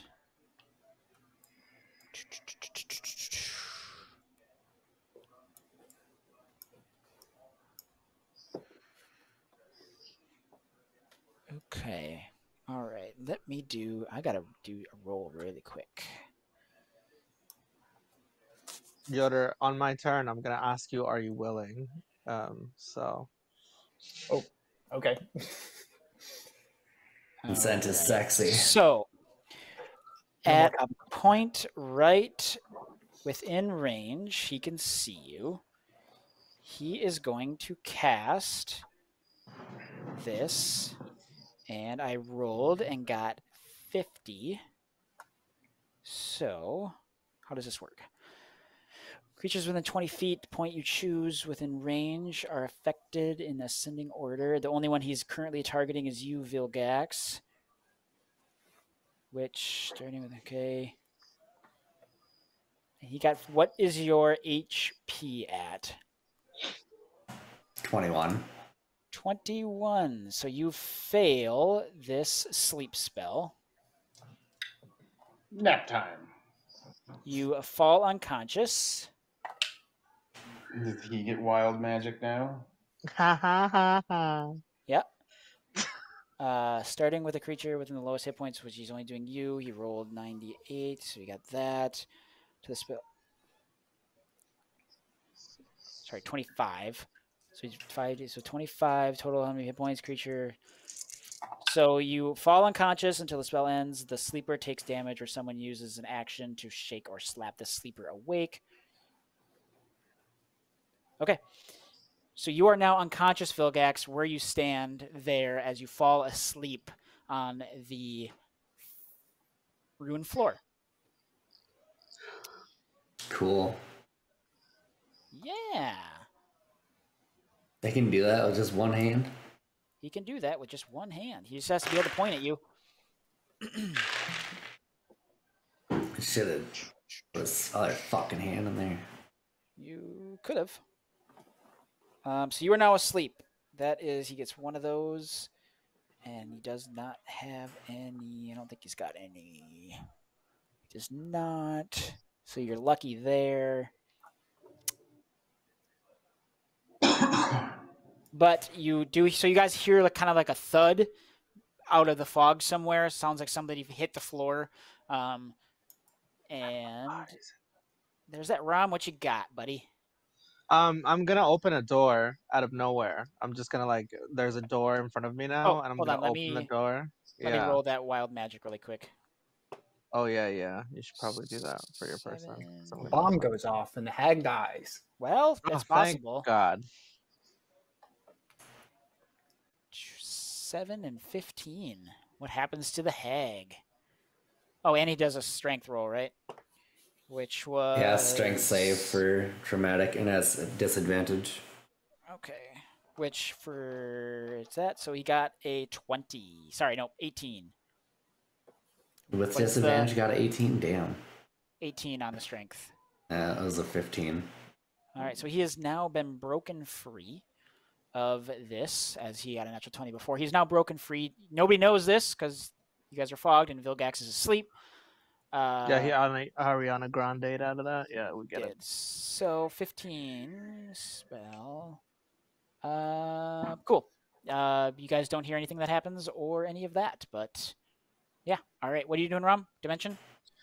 I'm gonna use my least powerful spell, and I'm gonna open a door in front of, like, diagonally right here, wherever I can't select anything. I don't know why that's happening. Oh, I was gonna say diagonally where? There you go. Okay. I'm doing the wrong thing. So then I'm gonna grab Yoder's hand and I'm gonna be like, "Are you willing?" And then I'm just gonna shove him in the door. Okay. Yeah, and then I'm gonna also go through the door. All right. So you two, are you going anywhere? Or are you like getting out? Yeah, we're going like right here. Okay. So as you dimension door out of this intense fog, and you open the door, are you willing? Throw him through the door, and you go through him, Rom, and you pop up, and you immediately see the hag standing at the bottom of the stairs, kind of up against the wall, but nothing is holding him there, and you see an asleep Vilgax to your right. Is unconscious the condition for sleep? Because there is no sleep. It is unconscious, yes. Okay. And I'm gonna look at all this, and I'm gonna look at Yoder, and I'm gonna go, fuck, and I'm just gonna, while still holding his hand, give him the breath thing as a bonus action. Nice. And then I'm gonna 5, 4, 3, 1. Right up next to the hag? Yeah, why not? Okay. For your unconscious Vilgax, just so you know, you drop whatever you're holding. If you're holding anything and then you fall prone onto the ground, the creature automatically, you fail strength and dexterity saving throws. Your attack rolls against the creature, any attack rolls against you have advantage, and then any attacks that hit the creatures is a critical hit if the attacker is within 5 feet of you. So you're sleeping. Go ahead, Rom. Finish. Anything else? Nope, I just gave Yoder some spicy breath, and that's it. Sweet. Right, Vilgax, it is your turn. I don't know if I just never get a chance to wake up. So if you sleep somebody and you're in 1v1 combat, you're just fucked? Is that what I'm reading here? So yeah, an unconscious creature is incapacitated, can't move or speak, and is unaware of its surroundings, and there is no saving throw or anything. All right, party, let's do this. It's the only thing without a saving throw. It's a first level enchantment. Let's all learn this as a party. We can sleep 4 fuckers and just win every fight. But, homebrew, I'm going to do something here for fun. Go ahead and give me a Constitution saving throw. And the more you have to make these, the easier it'll get. I'll tell you that. So like the first one is going to be tough, then the second it'll go down as you have to make more rolls. Because it doesn't make sense that you wouldn't be able to wake up. It doesn't. It is a magical sleep, 14. so I get why. So that's why I'm going to do this. So right now you are sleeping and you are not able to wake up as you try. You're kind of like in your own head right now, in your own headspace, and you're like, oh my God, I got to wake up. In your mind, you don't get to wake up yet. So you are still sleeping. But you're going to keep trying as that. So Graham, what you got? All right, so Bonus action, swapping place with my echo. Okay, go ahead and swap it. Yeah, but like you do wake up though. So now you're in the fog all around you. Well, since I remember where these two were, I'm going to use my breath weapon in that direction. Do it. It's going to include my echo, of course. Do it up. And the breath weapon is just they have to do, let's see. Oh, wait, I'm going to do enervating because that's a constitution saving throw. Good call, good call. They're not very constituted, if that's even a word. It's unconstitutional. So it's a 9 and an 18. And then I suppose I have to do the saving throw on my echo. Does that just share my constitution then, I guess? Yep, let's do that.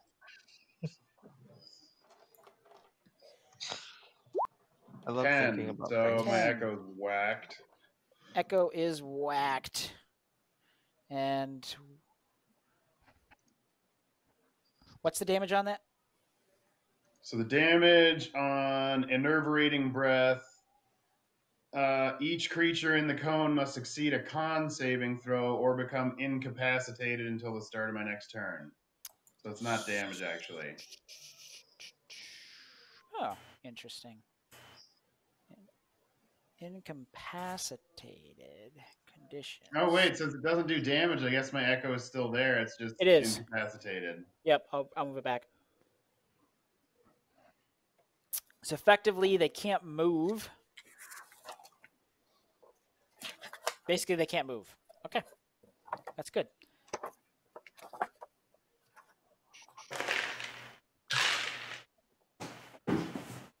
I mean, if you get attacked, you wake up. So I mean, now if you take damage, not if you get attacked, according to the wording. If you get hit. Yeah, there we go. If you get hit, bitch, get hit. True. So like someone could slap you awake and do like technically no damage to you, and you could technically wake up. So there's that. But I like the homebrew rule. I'll let you try to get out of your own mind and sleep too, but it gets easier as more times you basically don't have a rule. As long as you guys are cool with that. Snorlax, Snorlax just snaps. As long as you're cool with that, Vilgax, I'll give you chances to get out of it.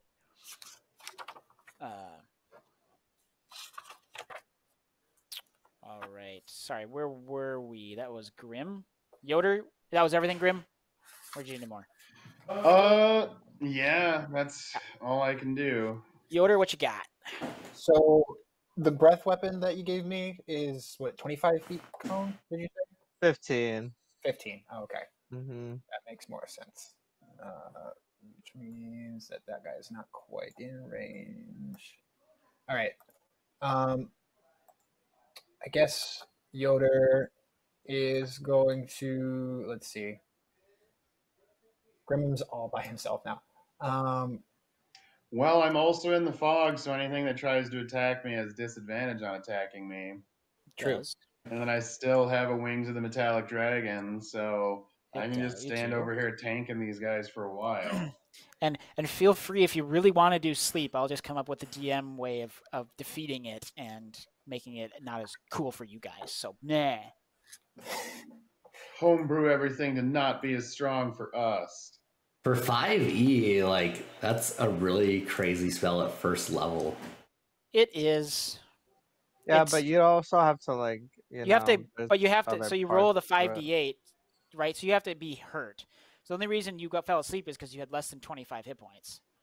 Because I rolled 25 on the HP dice, so you were under that, so then you fell asleep. Had I rolled a 20 HP, you would have stayed awake, and it would have been a wasted spell. So it has advantages and disadvantages. Yep, it do. Sorry, Yoda, you were doing something? I guess Yoda's going to run up to the hag then. Do it. Kill this thing. He's going to take a smack at him. Let's get actions. He's going to, with his mace. Guessing a 13 does not hit. It does not. Well, let me double check. I was so used to the will-o-wisps. It does not. All right. And then he is going to use that breath weapon attack that Rom. Get him. Yeah, just breathe right in his face. I think it's fire damage is what you picked it as, right? Spicy, yeah. Spicy. So you can choose fire or lightning. Let's do fire. I want to burn this guy's face off. Do it. Make a dex save. DC Dex 15. saving throw. Oh, I just threw my dice across the room. That's nice. He fails. Awesome. That is Let's 3. say if a dice gets thrown across the room, it's an auto 1.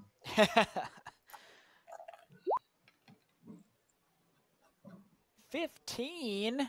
Nice. All right. So as you go and you get up into the hag and you blow this fire, and like his eyes are like coal, like burning coal. But you go and like throw you this fire breath, the spicy breath that Rom gave you, and it encompasses him in flames. His horns are now almost look like they're kind of on fire, and his eyes are almost on fire, and he is looking charred, not doing very well after that. How long does that last? The dragon's breath thing. 1 use. Oh, so I still have it till I use it? Okay. Mhm. That's what I was wondering about. He is looking nice, bloodied, and charred. After that, you Yoder. Use my action, use my bonus action. That's it. Yep. All right. Back Does to their big Tommy. guy just not do anything since you summoned him? Yeah, I don't know because it's like it says if they move into a space. So Not if they here's the pass their turn. It's right. weird. Here's the thing. If y'all wouldn't have came over there, there's a good chance that the hag would have went back up to his platform, and that would have worked. I'm just telling you that in hindsight, just as a little bit, because that's where you want it to be. You put him up there, you probably could have. It's if he moves into a space within this thing's reach. Yeah, so it says any creature hostile to you that moves to a space within 10 feet of the guardian for the first time on a turn. Oh, well, he should have taken He's damage when he within moved 10 out of the feet, wall. yeah. then. He is now, so he could have. Yeah. Is Or it on your whatever. turn or his turn? Vilgax, teleport it closer to the hag. When he moves to a space within 10 feet. Within 10 feet. So on his turn, he would have taken. What's the damage on that? It's 20 if he doesn't make the saving throw, 10 if he does. Okay. So What's it's the a saving DC 15. Dex. 15 dex. Okay, so he is retroactively taking damage from your spirit. He's still looking hurt, charred after your breath, but retroactively he does take damage from that. Okay. Looking rough, just as he was before. And the I'll guardian believe can it. do up to 60 points of damage before it dissipates. Okay, so you have 50 left. Yep. Okay. That's the end of my turn. Willows. So these guys are going to converge on you, Grim, as they run through the fog in front of you. So that's rough. That's awful. That's terrible. You got lucky. That is only a 15 to hit. That misses. Well, they're running through the fog. It's something they can't see, so that would make sense. And that one misses as well. So they both miss you with their shocks. They're trying to like just shock shit in front of them. And you see anybody from the outside, you can see like flashes of shit like going through the fog, but you don't really know if anything else is happening. Cool lightning storm. This one will attack your Echo for... Remember, those are incapacitated until my next turn. Yep, but your Echo is within 5 feet, so they don't have to move. Oh, still attack. incapacitated. I guess They just can't move.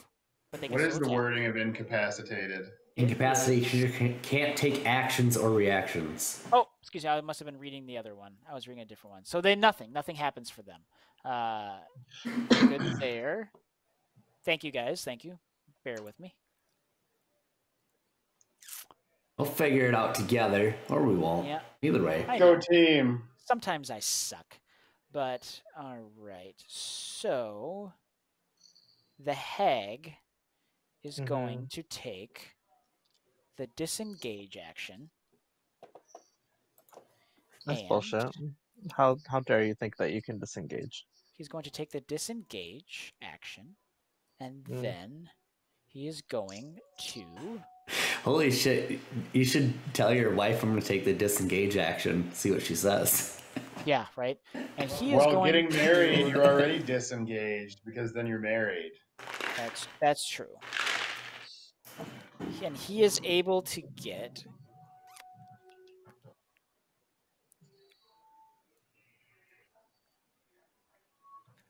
off into the woods. Oh, is this not a wall? No, it's a wall. He just jumped down. But he is able to get off into the woods. Chicken shit bastard. Basically off the map. As he runs off into the woods, jumps down from the ruins, and runs away. I feel like this bastard's gonna stalk us through the jungle. If somebody, would wake me up, I could get him back here. It's one of my goodest terrains, so. Goodest. So yeah, you guys see him run in between a bunch of trees and dense jungle, and it's out of your vision currently. Do we get like attacks of opportunity with, or did he just Since he disengaged? Oh, he disengaged. Right. Sorry, I missed that part. Yeah. So there's that. Rom, what you got, buddy? Got these willow. Yeah. Basically, he disengaged from you and ran away.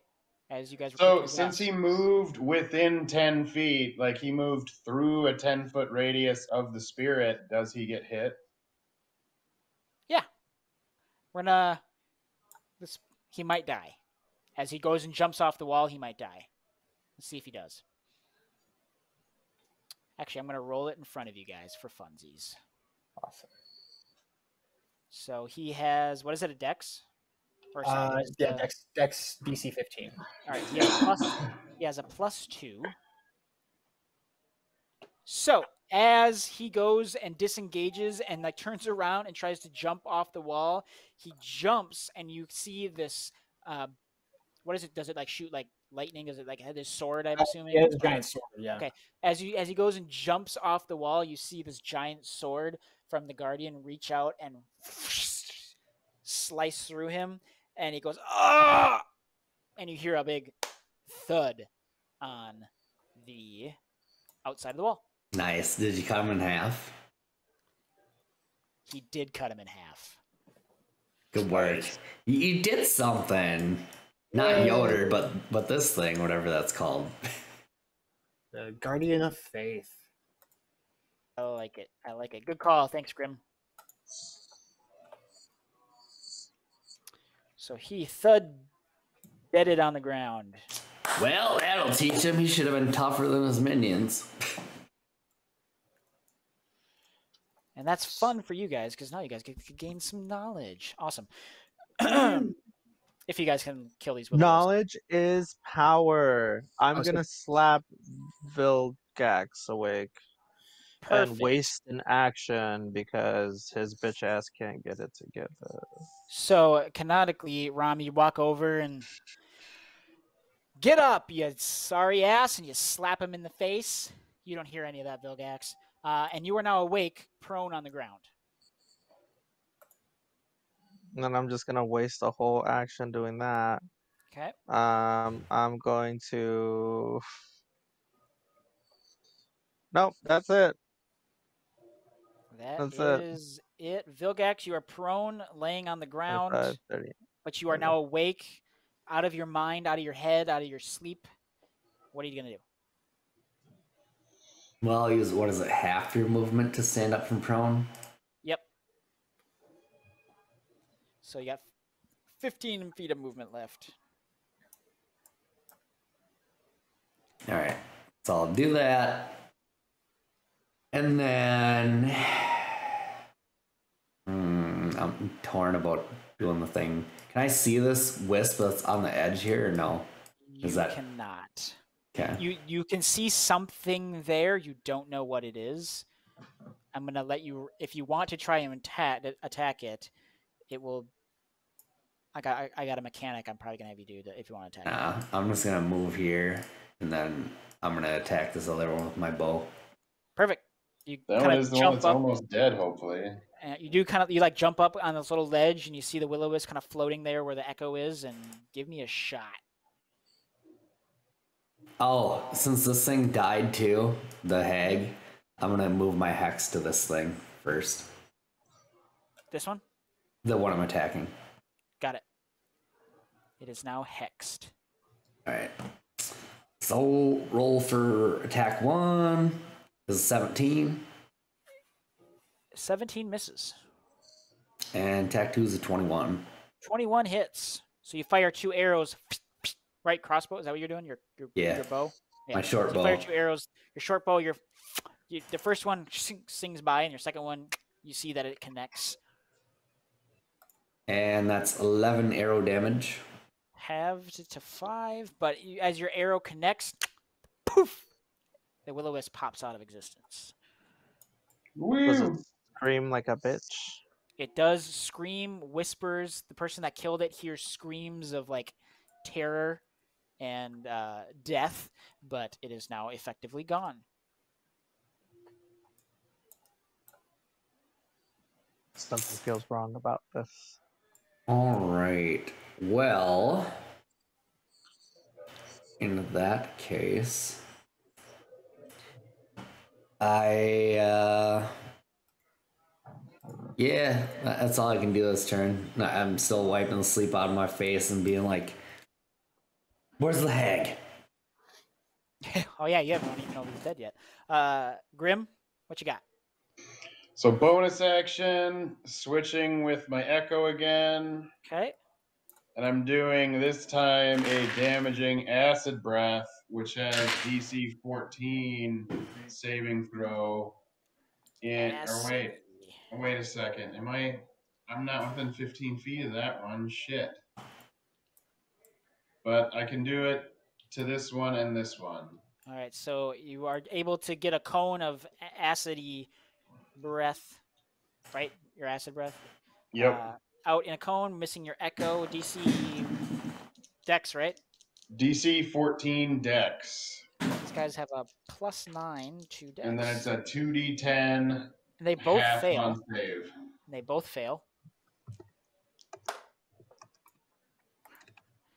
However, they are resistant to acid. So give me the full damage and we'll have it. Oh my god. Wow. Rough. Apologies.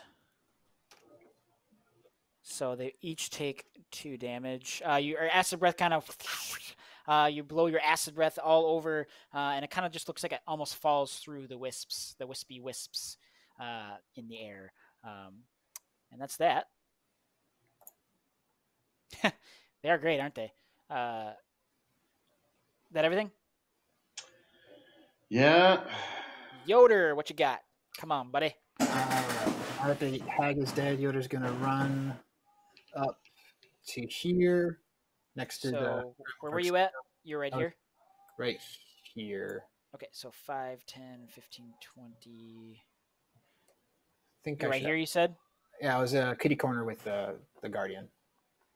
Okay, so 5, 10, 15, 20... Yeah, you can get there. Yep. You run up the stairs, you run down the stairs. The very last step, you kind of like do the little jump right into the fog. Yep. Full bore. And I'm going to cast Word of Radiance, which will affect both of the wisps. They need to make a DC 15 con save. Ooh, they are not very constituted. They both fail. All right. That is 14 and a 7. Those both fail, right? You said 15? 15, yep. Perfect. Yep, both fail. All right, so they both take 2d6 of radiant damage. Nice. 4 damage. 8 out of 10? What do you mean 8 out of 10?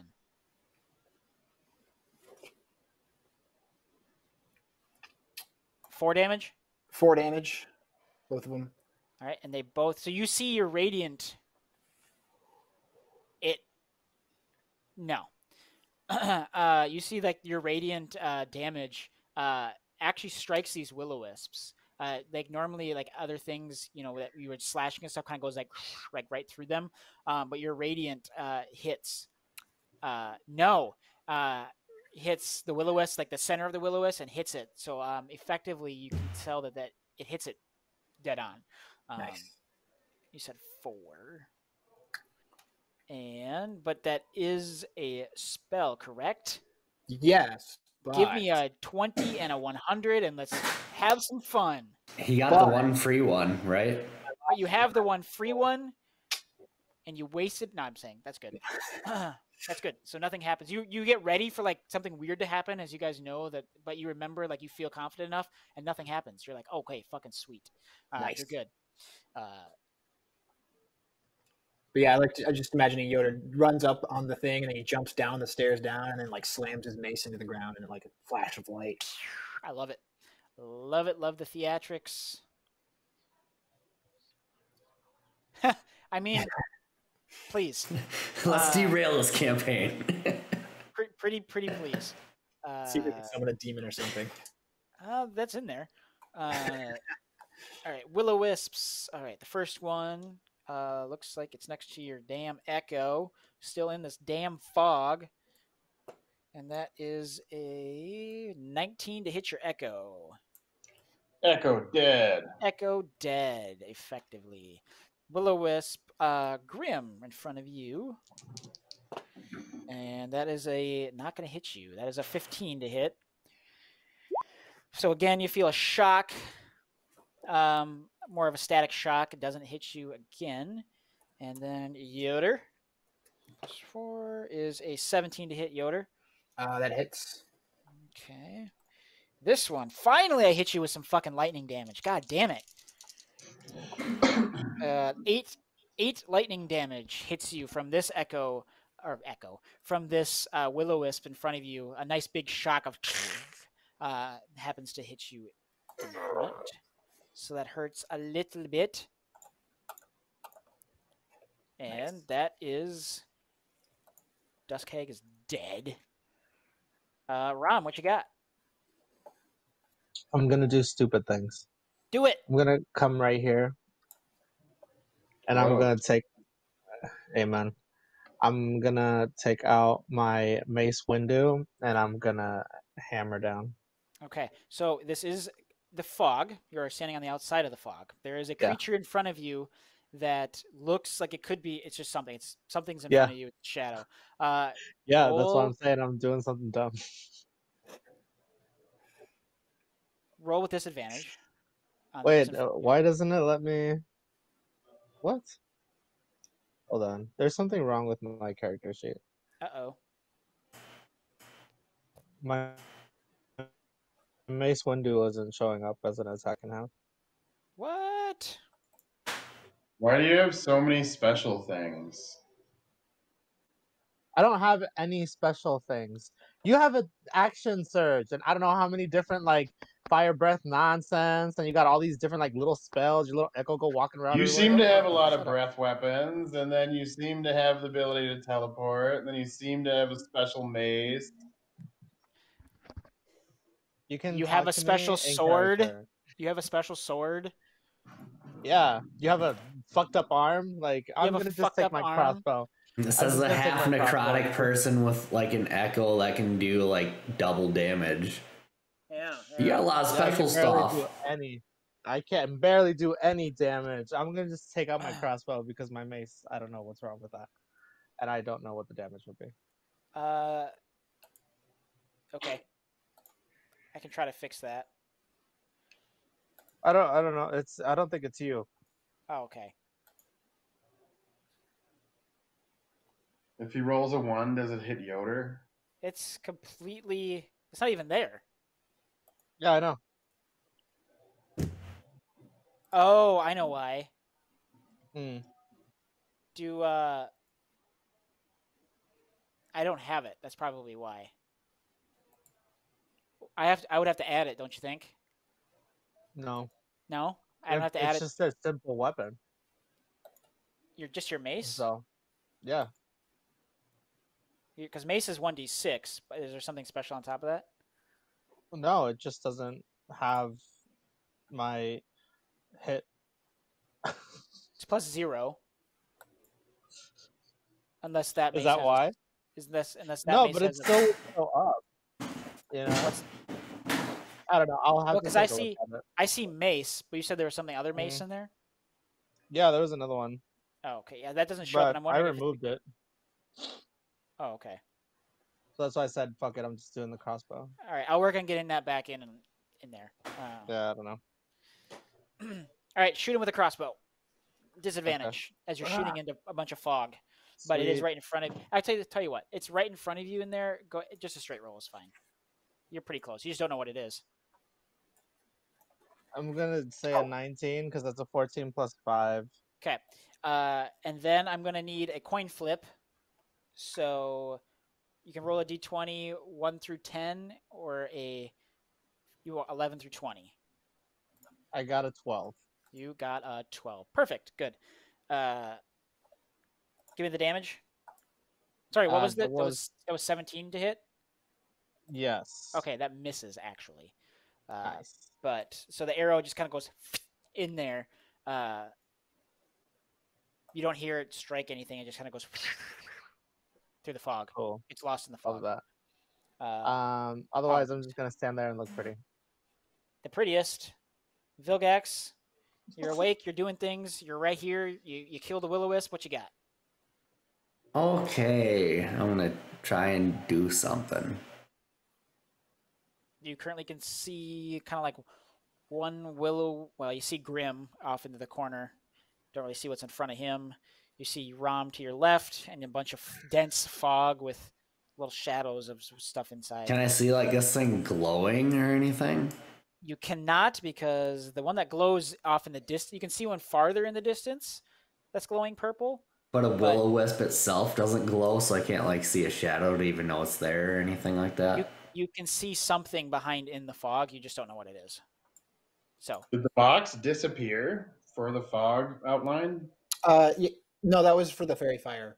Because that just is cast. So, all right. You can see something in the fog on the very edge there. You just don't know exactly what it is. So there's a component to this that I'm going to make you roll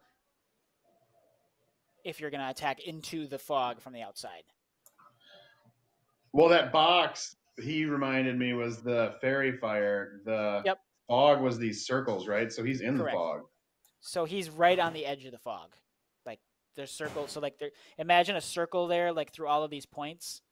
He's like right on the very edge. So he can see, he's like right on the very edge of the fog. So he can see something in the fog. It's like a little bit of a shadow type of thing. He just can't really tell exactly what it is. So there's a mechanic that I'm going to have you guys do to attack in the fog. However, Rom was in the fog. So he saw the will-o-wisp. So, but I let you do a straight roll, didn't I? I didn't make you do that disadvantage? Okay, so we're good. So is this roughly the fog, or wait, no, I didn't get that bottom corner. Spans a little bit. He's, for all intents and purposes, it's not a perfect circle on the map, and I apologize. So I'm saying Vilgax is right outside the fog, and he can see things move, like things in the fog. He just can't really tell what it is. Okay. All right. So as my bonus action, I'm gonna hex the thing I can see moving here. Okay. Or move my hex. You know what I mean? Yep. Why is that not popping up? Ugh. Okay, he's hexed. I can't get the flipping thing to pop up. There we go. So whatever you see in front of you is hexed. All right, and then I'm gonna try and shoot it with my crossbow, I guess. Okay, give me just a straight 20 roll first, and basically greater than a coin flip here because 11. Perfect, you're good. Go ahead and roll for your attack. All right. 20. That'll hit. Okay, that's the first one. Second one's a 10, so that's probably a no. Yep, that's a miss. And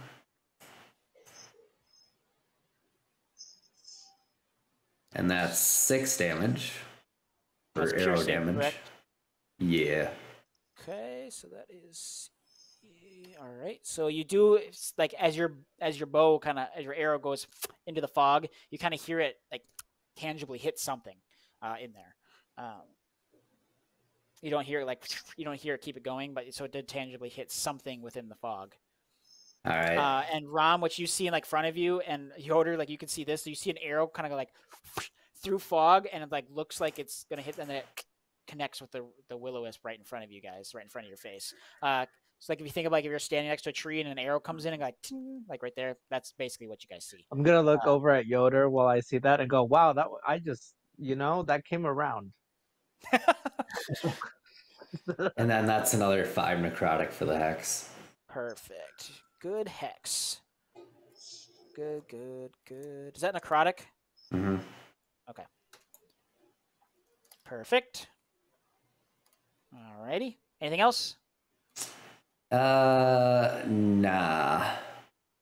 I'm chilling. Grim. Get him. All right. Well, I am gonna use Ray of Sickness on the thing in front of me. All right.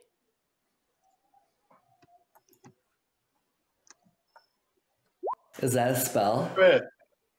Yes. It is a spell. Crit. All right. Give me the damage. You roll your damage and then add a full, whatever so what is the damage? 1d8.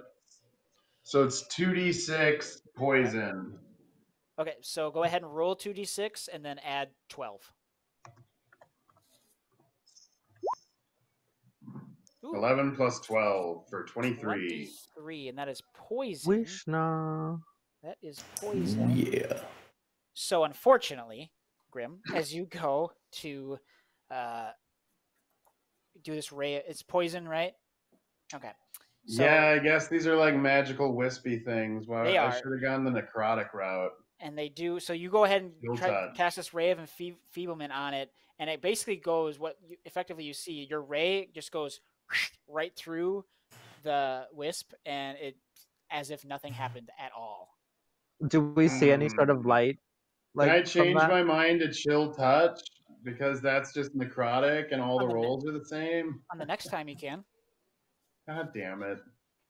Crit for nothing. And then go ahead and give me a 20 and a 100 for your ray of enfeeblement. I have a funny joke.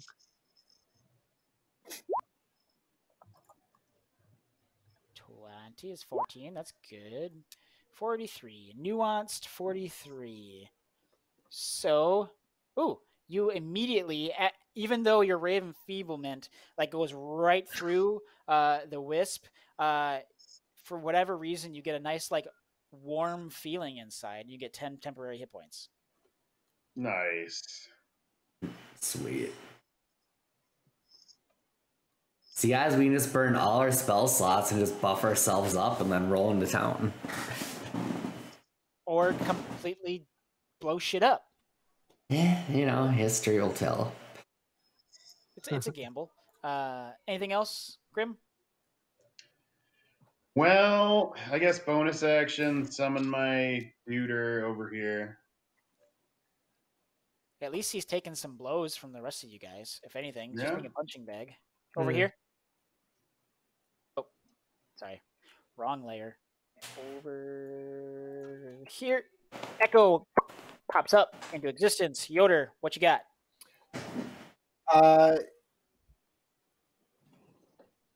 Okay. Yeah, Yoder's he's still surrounded by these guys, so I guess these guys haven't really been moved. Your Echo popped up next to you. Rom is to your right. There is a will-o-wisp kind of bouncing in front of your face a little bit. Still kind of hard to see with the fog, but you can see him because he's right there. There's one behind you as well. I thought I could move this guy around. Maybe I can't.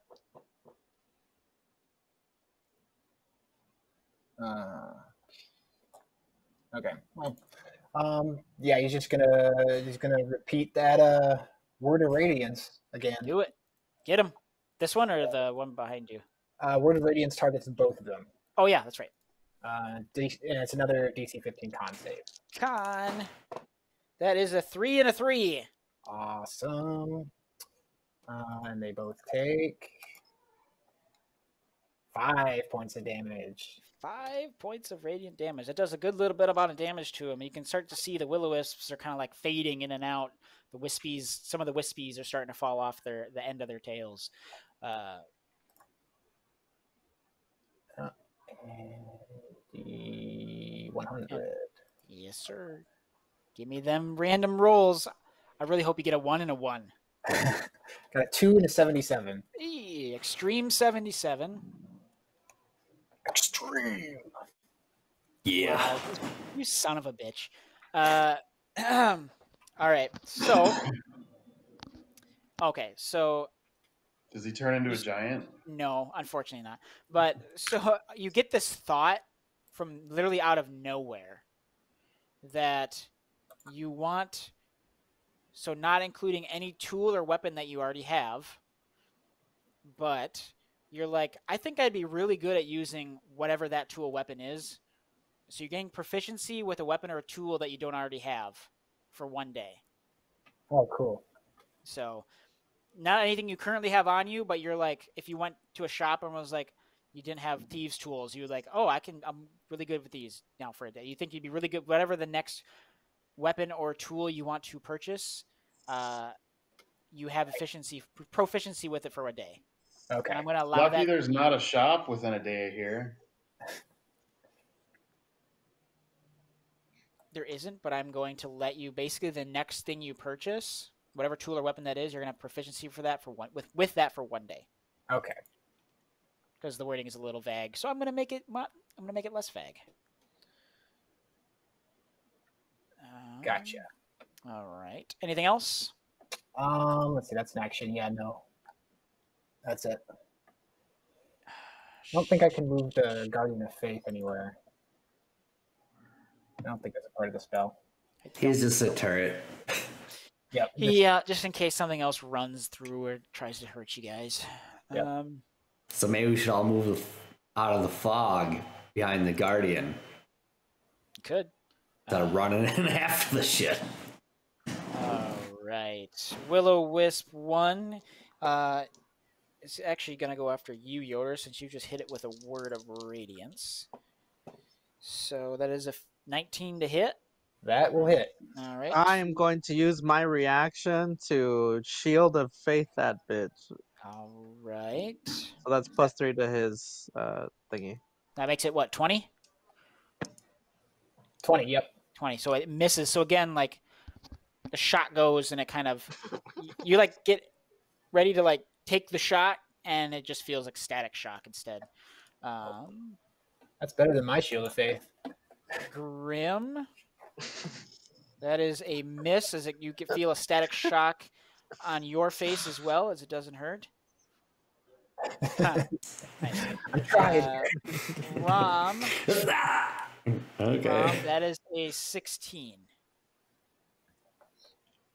Rom, 16 to hit? Yeah, that hits.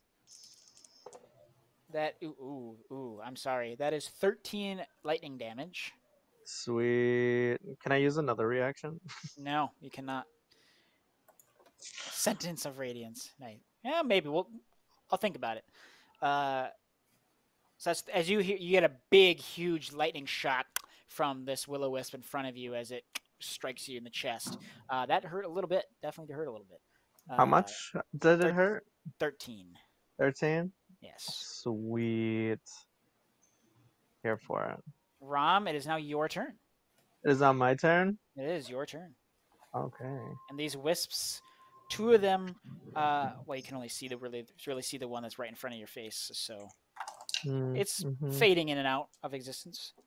That's nice. I'm going to I'm gonna just thingy again. Do it. Trying. 23.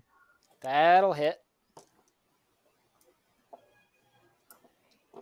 That's a 9. 9 piercing damage, halved to 4. So your crossbow strikes true into the center of this Will-O-Wisp. Definitely still fading in and out of existence. Lots of wisps are flying off the back of it, but it is still alive. I place a defense card face down and end my turn. Love it. Vilgax, what you got, buddy?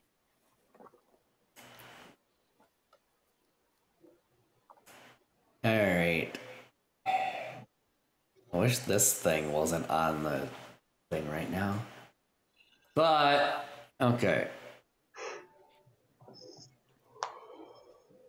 Get in there. Everybody else is doing that, and then everybody else isn't doing well. So it seems like a bad plan. They're doing Well, we're fine. not doing bad. You're fine. These... You couldn't even see us. Come on, with That your is true. Yeah, I don't special. know what's going on I in can the hear fog. like clangs and wangs and dangs, and none Hey, of it there's sounds barely any like we're wang. winning. That is true. Zip zaps and zippity boops. They're hearing a bunch of zips and zaps and zippity boops, and I love that. So tired. All right, so I'm gonna target the one I hexed with, and cast Toll of the Dead. Not necrotic damage. Okay. Is that a save? It is Wisdom save. Wisdom. These guys actually, ironically enough, are a little bit wise. DC 15. That is a 18 save. 16 plus 2. These guys are kind of wide. Anything? No. Okay. Nada. So that doesn't work. Okay.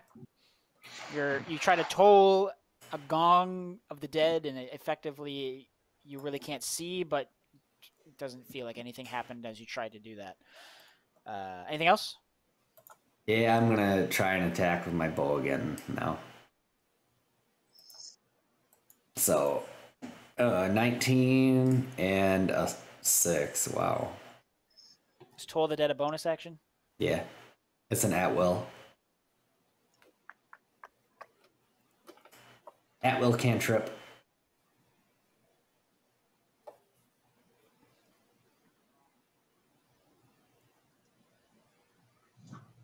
Okay. 19. That hits. Yep. All right, come on, damage.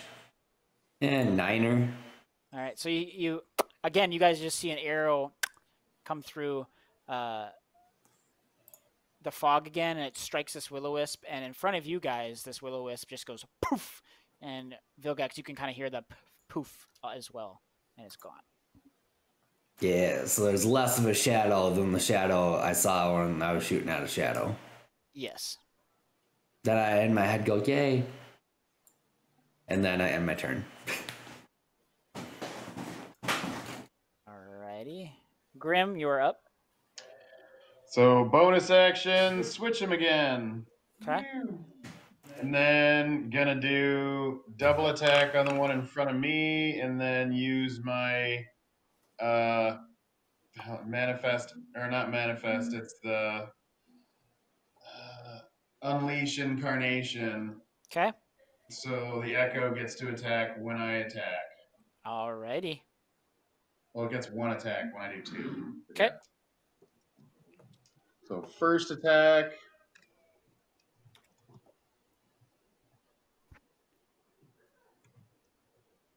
That misses. Second. That one hits. And roll for your echo. Echo's attack. And echo hits. So you each hit once. Give me damage for the both of those. Slashing damage.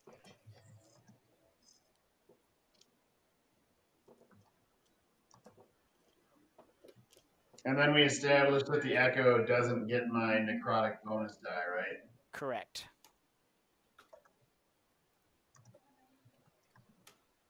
But that is a 13. 13 oh, wow. from Big the echo. damage. 13. 11 from my main attack, 13 from the echo. Okay. All right. So these guys are both kind of the wisps as you go and slash them. There's wisps of energy flying off of them. They are still alive, but they're kind of fading in and out of existence now. Anything else? That's it. Yoder, what you got? Get these little wispies. Smash the wisp with his mace. Smash him. Let's see. Smash them. Does 16 hit? 16 does not. Ah. So you go and try to hit it with your mace and just hit it with like a baseball bat, and it kind of just phases through its bottom of its wispy tails. Some might even call it a mace ball bat. Somebody would call it a mace ball bat. Someone might say something like that if they were so That is inclined. true. You did just smack this thing, Grim, so it's going to try to shock you. with a 19 to hit. So I'm gonna use my last gift of the metallic dragon to add 3 AC. So you guys see this faint wing kind of like come out and block this as as the light shocks up. You see a wing for a second block it, and then now it's foggy again. And this wisp is going to go after your echo as it's standing right in front of it with a 9 to hit, and that misses. That's all they can do. Ram, buddy. I've been debating. Master debating? Yeah, absolutely. With your twin brother, Com. Yeah. I'm just gonna do what I've been doing. So. Shooting them. You at a range now, so you're at disadvantage? Sure. Here, you could take a step back and shoot it. There you go. What'd you get? 19 hits. Trying really hard here. Can you? Thank you. That's another 9. Niner. Awesome. So that hit strikes true. Again, hits it. Bunch of wisps fly off the back. It is basically hanging on to existence by dear life, but it is still up and not dead yet. Is this fog still going? Oh, yeah, the fog is still there. Oh, this thing lasts a minute. Vilgax, what you got? Okay, I don't know. Like, character-wise, I'm very confused. I woke up from a nap. I'm looking around for the hag because nobody told me if that thing's still hanging out. That's true. Like, I hear a bunch of flashes in here and shit going on. There's this thing on the altar. I'm just like, what the fuck? I'm trying to figure out in my head, like, what the hell that whole little talk was about after Ram said the thing, and then the thing happened, and I'm very confused. Indeed. So I'm gonna just move 30 feet over here. Okay. Get in the right square. Oh, I guess that was the middle of the square. Well, whatever. Move 30 feet over there, and then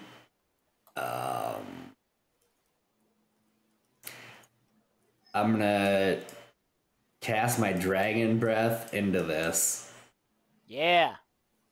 Do it. And see what happens. 15-foot cone, so what do I roll for this? I think I got to roll. Each creature must make a dex saving throw of 15. I got 12 for that. Go ahead and give one for your echo, Grim. And it's Dex? Fire. Dex. Fire. Dex save 15. Crit. So yeah, your echo is good.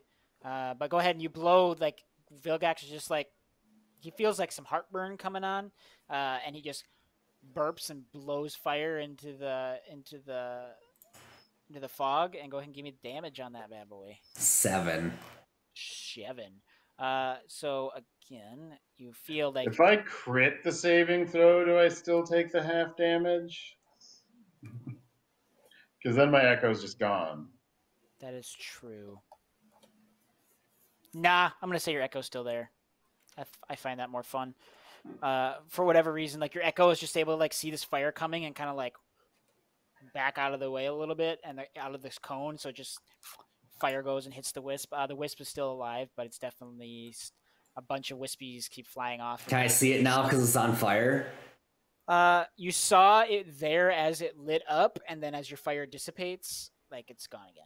But did the fire affect the fog at all? Because fire generally dries out a fog. Unfortunately, this magical fog, no, because it's magical fog. It's not real fog. It was magical fire. It was magical fire. Oh, I should have done the thing with my axe. Well, rip. Okay, I want to try and bonus action told the dad the thing that I hit. I don't know if this is good or bad, so I don't know if this is a party member. What's going on in there? Okay, go ahead and give me a straight 20 roll quick, and then his dex is a dex save for Wisdom. Wisdom is a 18. 10. All right, right in the middle. 18, so 10 is fine, and Wisdom was 18. All right, so yeah, nothing. Outside again, of the fog, you just keep hearing this loud bell, and now it's on like the other side of the area. Yeah, and like nothing's happening. You just hear this bell ding. And if that is it, Grimma, you're up. Kill these damn things. Alrighty then. Well, I guess same thing as last time. My basic 2 attacks plus my Unleash Incarnation. Apparently they're resistant to everything. We've been trying to kill them with everything. They literally are resistant to everything. That hits. That misses. That misses. So just the 1 attack from Grimmelberg to the one in front of him. Yep.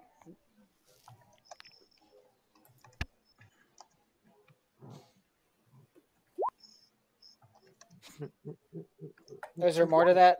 Perfect. Okay. You needed 8. You got 9. So your sword with your necrotic damage and everything, take this wisp, and you're just getting sick of them at this point. So you like slash at it with and it pops out of existence as you do that. And then I move here and I'm done. Yoder. All right, Yoder is gonna point at the one last wisp we had there and cast Sacred Flame. This holy fire is gonna shoot out from his fingers and have the wisp make a Dex 15 save. Does he do the finger guns? Wow. They have a +9 in fucking Dex. Wow. And I got a 12. Okay, you rolled a 12 or you told God 12? I rolled 12 total. Oh, okay. So good, you're rolling like me. It takes the damage. I was like, Dex save, are you sure to do this? You know they're pretty dexterous. It's supposed to be 2d8. Awesome. And that's 10 damage. You only needed oh, it's radiant, yeah. So you see Yoder, anybody within the fog, you can kind of see him pointing, anybody outside, and he does this finger point and shoots out a holy ray of light from his finger, and it strikes this will-o-wisp, and the will-o-wisp, poof, out of existence, effectively out of initiative. Does this fog dissipate for story purposes? And the fog is still there. Damn it. I am going to go to the Guardian of Angels and sit there and just pretend like I'm talking to him. And as you go and talk to him, and Yoder, like as you walk up and talk, and Yoder sees the will-o-wisp poof out of existence, so does his spirit. Oh, wow. But then all of a sudden you're talking to like nothing. I'm mad about it. Should I take a 5? Cure wounds on Vilgax. I was just about to, unless you guys want to do something really quick, but I was going to say we should take a 5 quick and then come back. Yeah, we can take 5. Mm-hmm. Mm-hmm. All right, we'll be back in just a few.